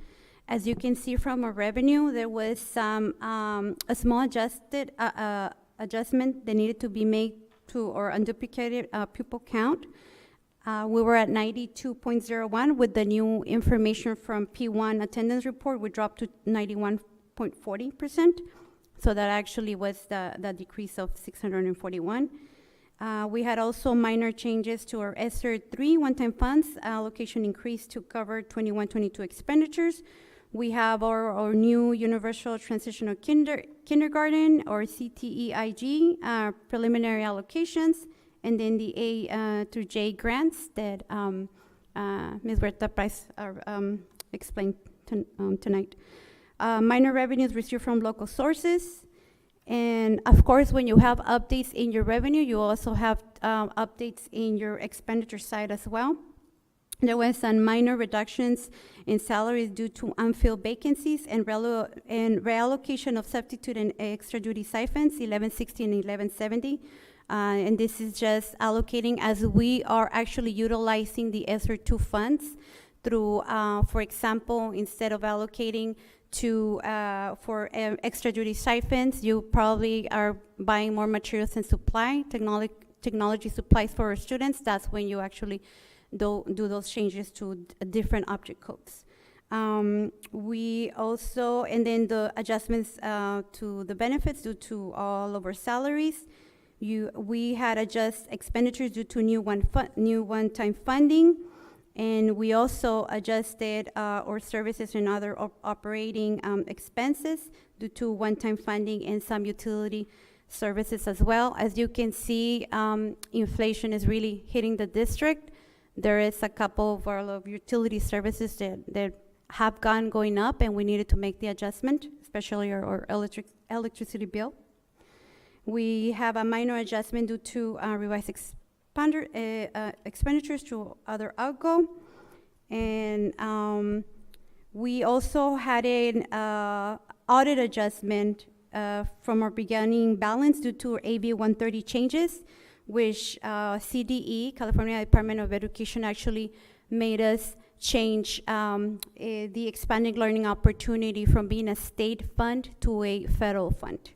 So that is the latest information. As you can see, the first interim excess deficit for revenues over expenditures.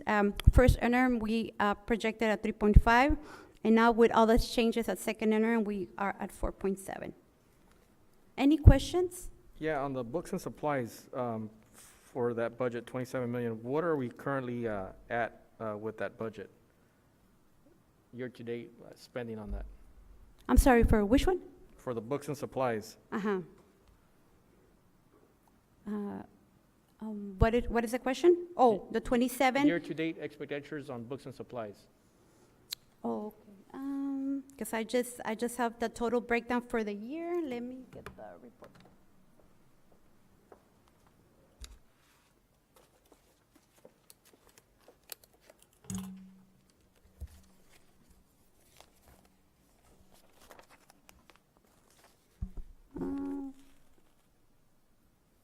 So our total up-to-date actual expenses on our object code 4000, which is our books and supplies, is 5.5 million so far. 5.5, so there's about an excess of 22 and change in there that we need to use by the end of the year? Yes, we still have, that's what we're projecting. Okay, Everyone want to real run? quick, before we go on, can I go ahead and make a motion, because it's 9 o'clock, to extend the meeting till 10 o'clock? I think that's what we have. There's a motion by Mr. Alvarado to extend the meeting to 10 o'clock. Is there a second? I second. Second yeah. by Magallanes. All those in favor, please state aye. Aye. Aye. Motion passes unanimously. So just on the textbook adoptions, this year, we are adopting for social science, which is very overdue. And then, right now, we just finished our 7-year adoption for English language arts, and so we have to start with a new one. So, because we're not adopting a brand-new curriculum, we have to start buying more licenses for the following years. So that's where those expenses are going to go, but you'll see them towards the end of the year. Any other questions on the reasons for changes from first interim to second interim? No.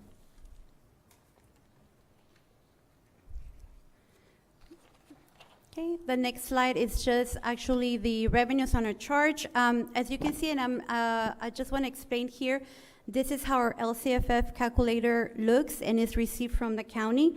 As you can see, they do have all of the ADA breakdown by grade levels. We also have our base funding, our grade span funding, supplemental and concentration, and that makes the total of 111 million on revenues. On our expenditures, I just wanted, just to put the graph, 65% of our district expenditures are salaries and benefits. And I just want to say, like I've been restating right now, with one-time funds, you don't have consistency on your budget. There is a lot of the one-time funds are actually inflating a lot of our numbers, and that's due to the one-time funds. Multi-year projections. And this is actually your combined, which is your restricted and unrestricted. And it's, as you can see, one of my notes there, due to state and federal one-time funds, the multi-year projection numbers are not consistent from year prior to the pandemic. The significant increases amount of salaries, benefits, and operating expenditures are a result of non-permanent allocations for one-time expenditures. So as you can see, the revenue, 21-22, total revenue for unrestricted and restricted, we're at 185 million. For 22-23, we are projecting 151 million. And then for 23-24, 137 million. We also have our expenditures. Our expenditures being at, for 21-22, a total of 190 million. That give us a deficit spending of 4.7 million. Beginning fund balance of 40 million. That will give us an ending fund balance, a projected ending fund balance of 35 million, giving us an 18.65 funding reserve level. One question, do these projections for salaries include any increases? No, the multi-year projections are based on the latest information, and it's not including any settlements, any negotiation settlements. Thank you. Any additional questions?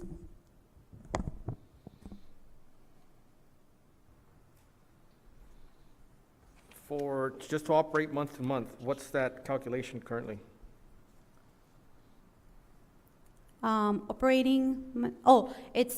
It takes about 15 to 20 million to operate. That's to cover payroll and accounts payable.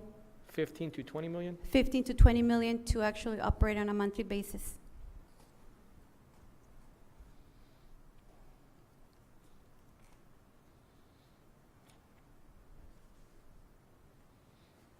Any additional questions on this slide? No.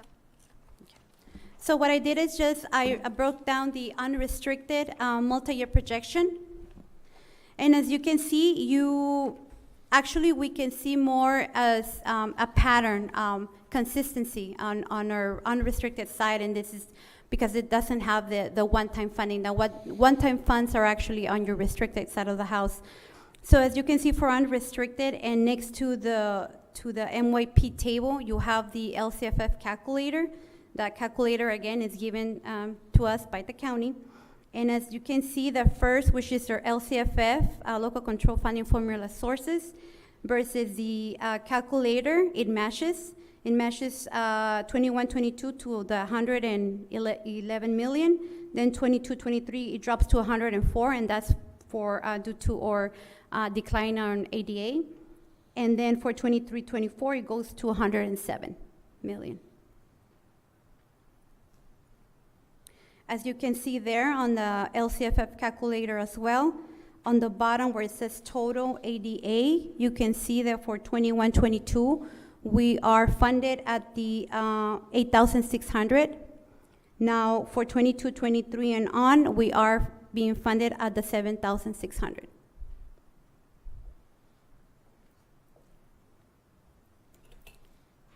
Now we go to any questions on the previous slide? Okay. No.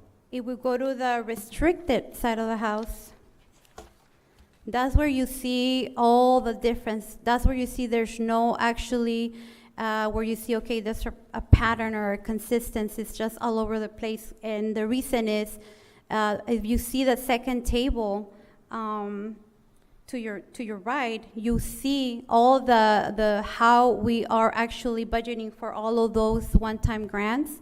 As you can see, for 21-22, it just changes tremendously to 22-23 and 23-24. And those are due to all of the one-time funds. Any questions? No.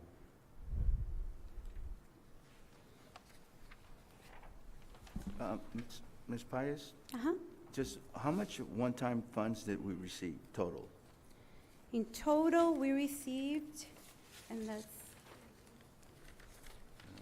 so far. So we have an allocation of 95 million.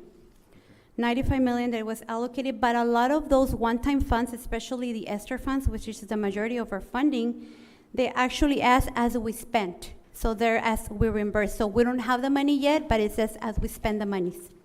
But the allocation, it's 95 million. 95. and we have spent around 29 million so far over the 95, so that still leaves us around 65 million for one-time funds. Any additional questions? Oh. So next slide. Multi-year or multi-year projections, impacts of one-time funds. One-time funds have impacted, like I mentioned before, non-positional certificated salaries to pay for independent studies, student case management, tutoring, credit recovery, curriculum development, planning, professional development, etc. One-time funds have also impacted professional consultant services and other operating expenditures needed to be adjusted, including but not limited to installations, repair, maintenance, consulting, project management, E-rate training, security alarm, warranties, you name it. There's all those items are part of the professional consultant services.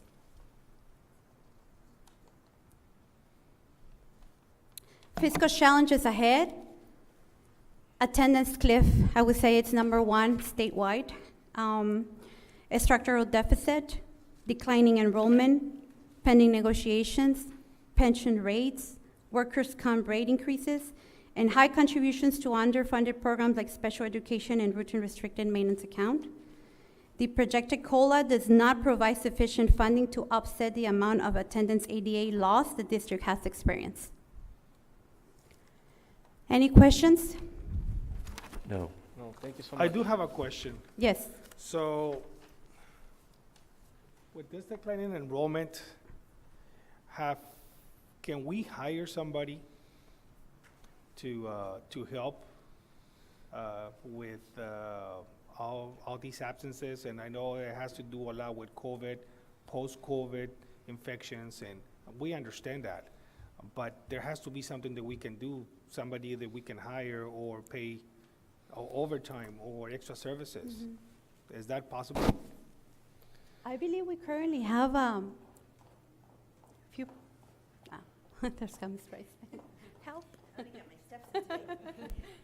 So in the ESSER 3 expenditure plan, we did put in attendance welfare specialist to focus on the chronic absenteeism rates. And so I know Ms. Armendariz and I have been working on the job description, and so that should be coming to you pretty shortly so that we can hire them on and give the school some help with those chronic absent students. Okay, so, and what are we doing after the students are absent for more than 10 consecutive days? I know there's something in the law that has to be done. Are we doing something like that?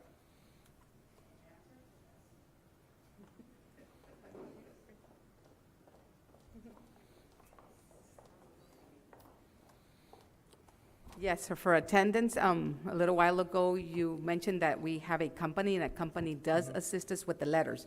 It's sending out the letters. That's the easy part, just having the letters be sent out, telling the parents your child is absent.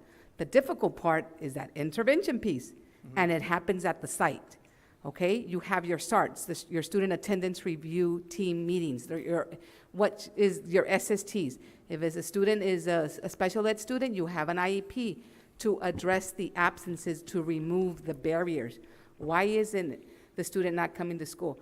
But you're gonna see this throughout the whole state. We are in a state of an emergency with attendance because of the pandemic, because of all the suffering physically, mentally, and emotionally.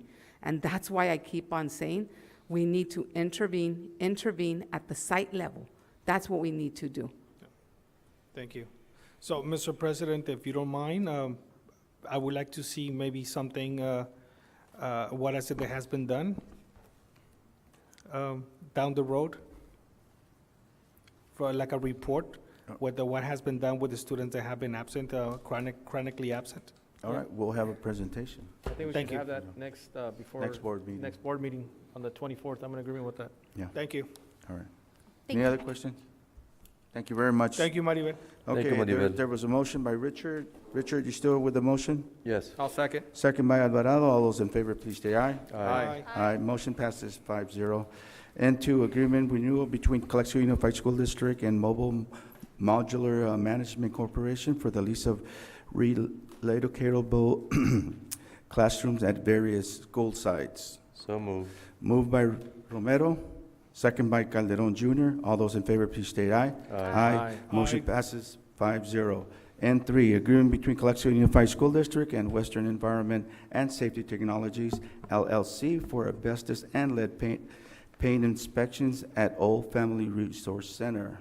So moved. Moved by Romero, second by Calderon Jr. All those in favor state aye. Aye. Margarita? Aye. Okay.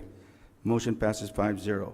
And 4, memorandum of understanding between Calexico Unified School District and Imperial County Office of Education to provide professional development for CUSD teachers in grades K-5 on history, social science, textbook adoption toolkit. Moved by who? Me. By Second. Alvarado, second by Magallanes. With the All those in question. favor? Second Stay. with the question. Oh, you have a question? Yes, and my question is, why are we contracting with, ICOE for this particular, toolkit? And have we done it before? Yes, we've always done this process when we do textbook adoptions. And Ms. Colunga can Go ahead, Ms. Colunga. answer if you have any other questions. Good evening, Board. Christine Colunga, Director of Academic Services. In response to your question, we always utilize the ICOE County Office for our professional development. Regarding any textbook adoption toolkit, it's part of our board policy for State Board of Education to follow those guidelines, and they are statewide trainers, so they guide our teachers through the process of reviewing, looking at standards, looking at the data, looking at our student needs, our district needs for our students, so in all of our populations. So they have always guided us through all our textbook adoptions. Thank you. So all those in favor, please say aye. Aye. Aye. Aye. Motion passes 5-0. And 5, agreement to use facilities between Calexico Unified School District and Optum Serve Health Services, Inc. to provide mass care in the emergency affecting public health and welfare. Move to approve. Moved by Romero, Second. second by Calderon. All those in favor state aye. Aye. I vote no. So, Margarita? I said yes. Okay, motion passes 3-2. Those in favor, voting against is Alvarado and Calderon Jr. And 6, agreement between Calexico Unified School District and Imperial Valley Mesa for Mathematics Engineer Science Achievement Program for Calexico High School and Williams Moreno Junior High Schools for the 2021-22 school year. So moved. Moved by Second. Alvarado, second by Romero. All those in favor state aye. Aye. Motion passes 5-0. And 7, agreement between Calexico Unified School District and Desert Wildlife Presentation to all elementary schools and to junior high schools to provide 10 live presentation animal virtual shows. So moved. Moved by Alvarado, second by Calderon Jr. All those in favor, please state aye. Aye. Aye. Motion passes 5-0. And 8, memorandum of understanding between Calexico Unified School District and San Diego County Office of Education to share students' data for Regional 9 Literacy Project from November 2021 to July 2024. So moved.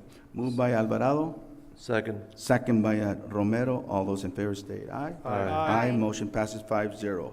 And 6, agreement between Calexico Unified School District and ARC to provide after-school leadership workshops. Motion by Calderon Jr., second by Alvarado. All those in favor, please say aye. Aye. Motion passes 5-0. And 10, memorandum of understanding between Calexico Unified School District and Imperial County Office of Education to provide professional development services in learning intentions with the success criteria of teachers of Lady of Guadalupe Academy during 2021 and 2022 school year. So moved. Moved by Alvarado, second by Calderon Jr. All those in favor, please say aye. Aye. Mr. Calderon? Aye. Aye. Motion passes 5-0. And 11, memorandum of understanding between Calexico Unified School District and Imperial County Office of Education for school-based mental health services for high school students during 2021 and 2022 school year. So moved. Moved by Second with a comment. Alvarado and second by Calderon with a comment. Go ahead, Mr. Calderon. So we're contracting with ICOE for this. Is there any way that we could use our own staff, our own counselors and school psychologists to provide these services for our students? I don't know that we have anybody on staff that can do it. The way this came about is that ICOE and behavioral health together received a grant, and they actually placed a school-based mental health specialist at each of the high schools. Given the need, as you a couple of the board members mentioned earlier, the behavior issues at the high school, we asked for a second person to come in and provide additional mental health services for students. They're not your traditional one time, they come in, see a student, and then that's it. These are gonna be ongoing services for the same students that have more severe mental health needs. We would have to develop a job description, fly it, get somebody to come in. I don't remember exactly the licensing they have, but it's not quite a counseling credential.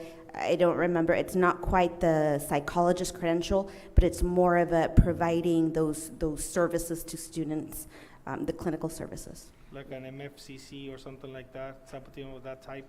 Yes. I mean, MFCCs that doesn't exist anymore, but you know what I'm saying. Yeah, it's a specialized service. Yes, okay.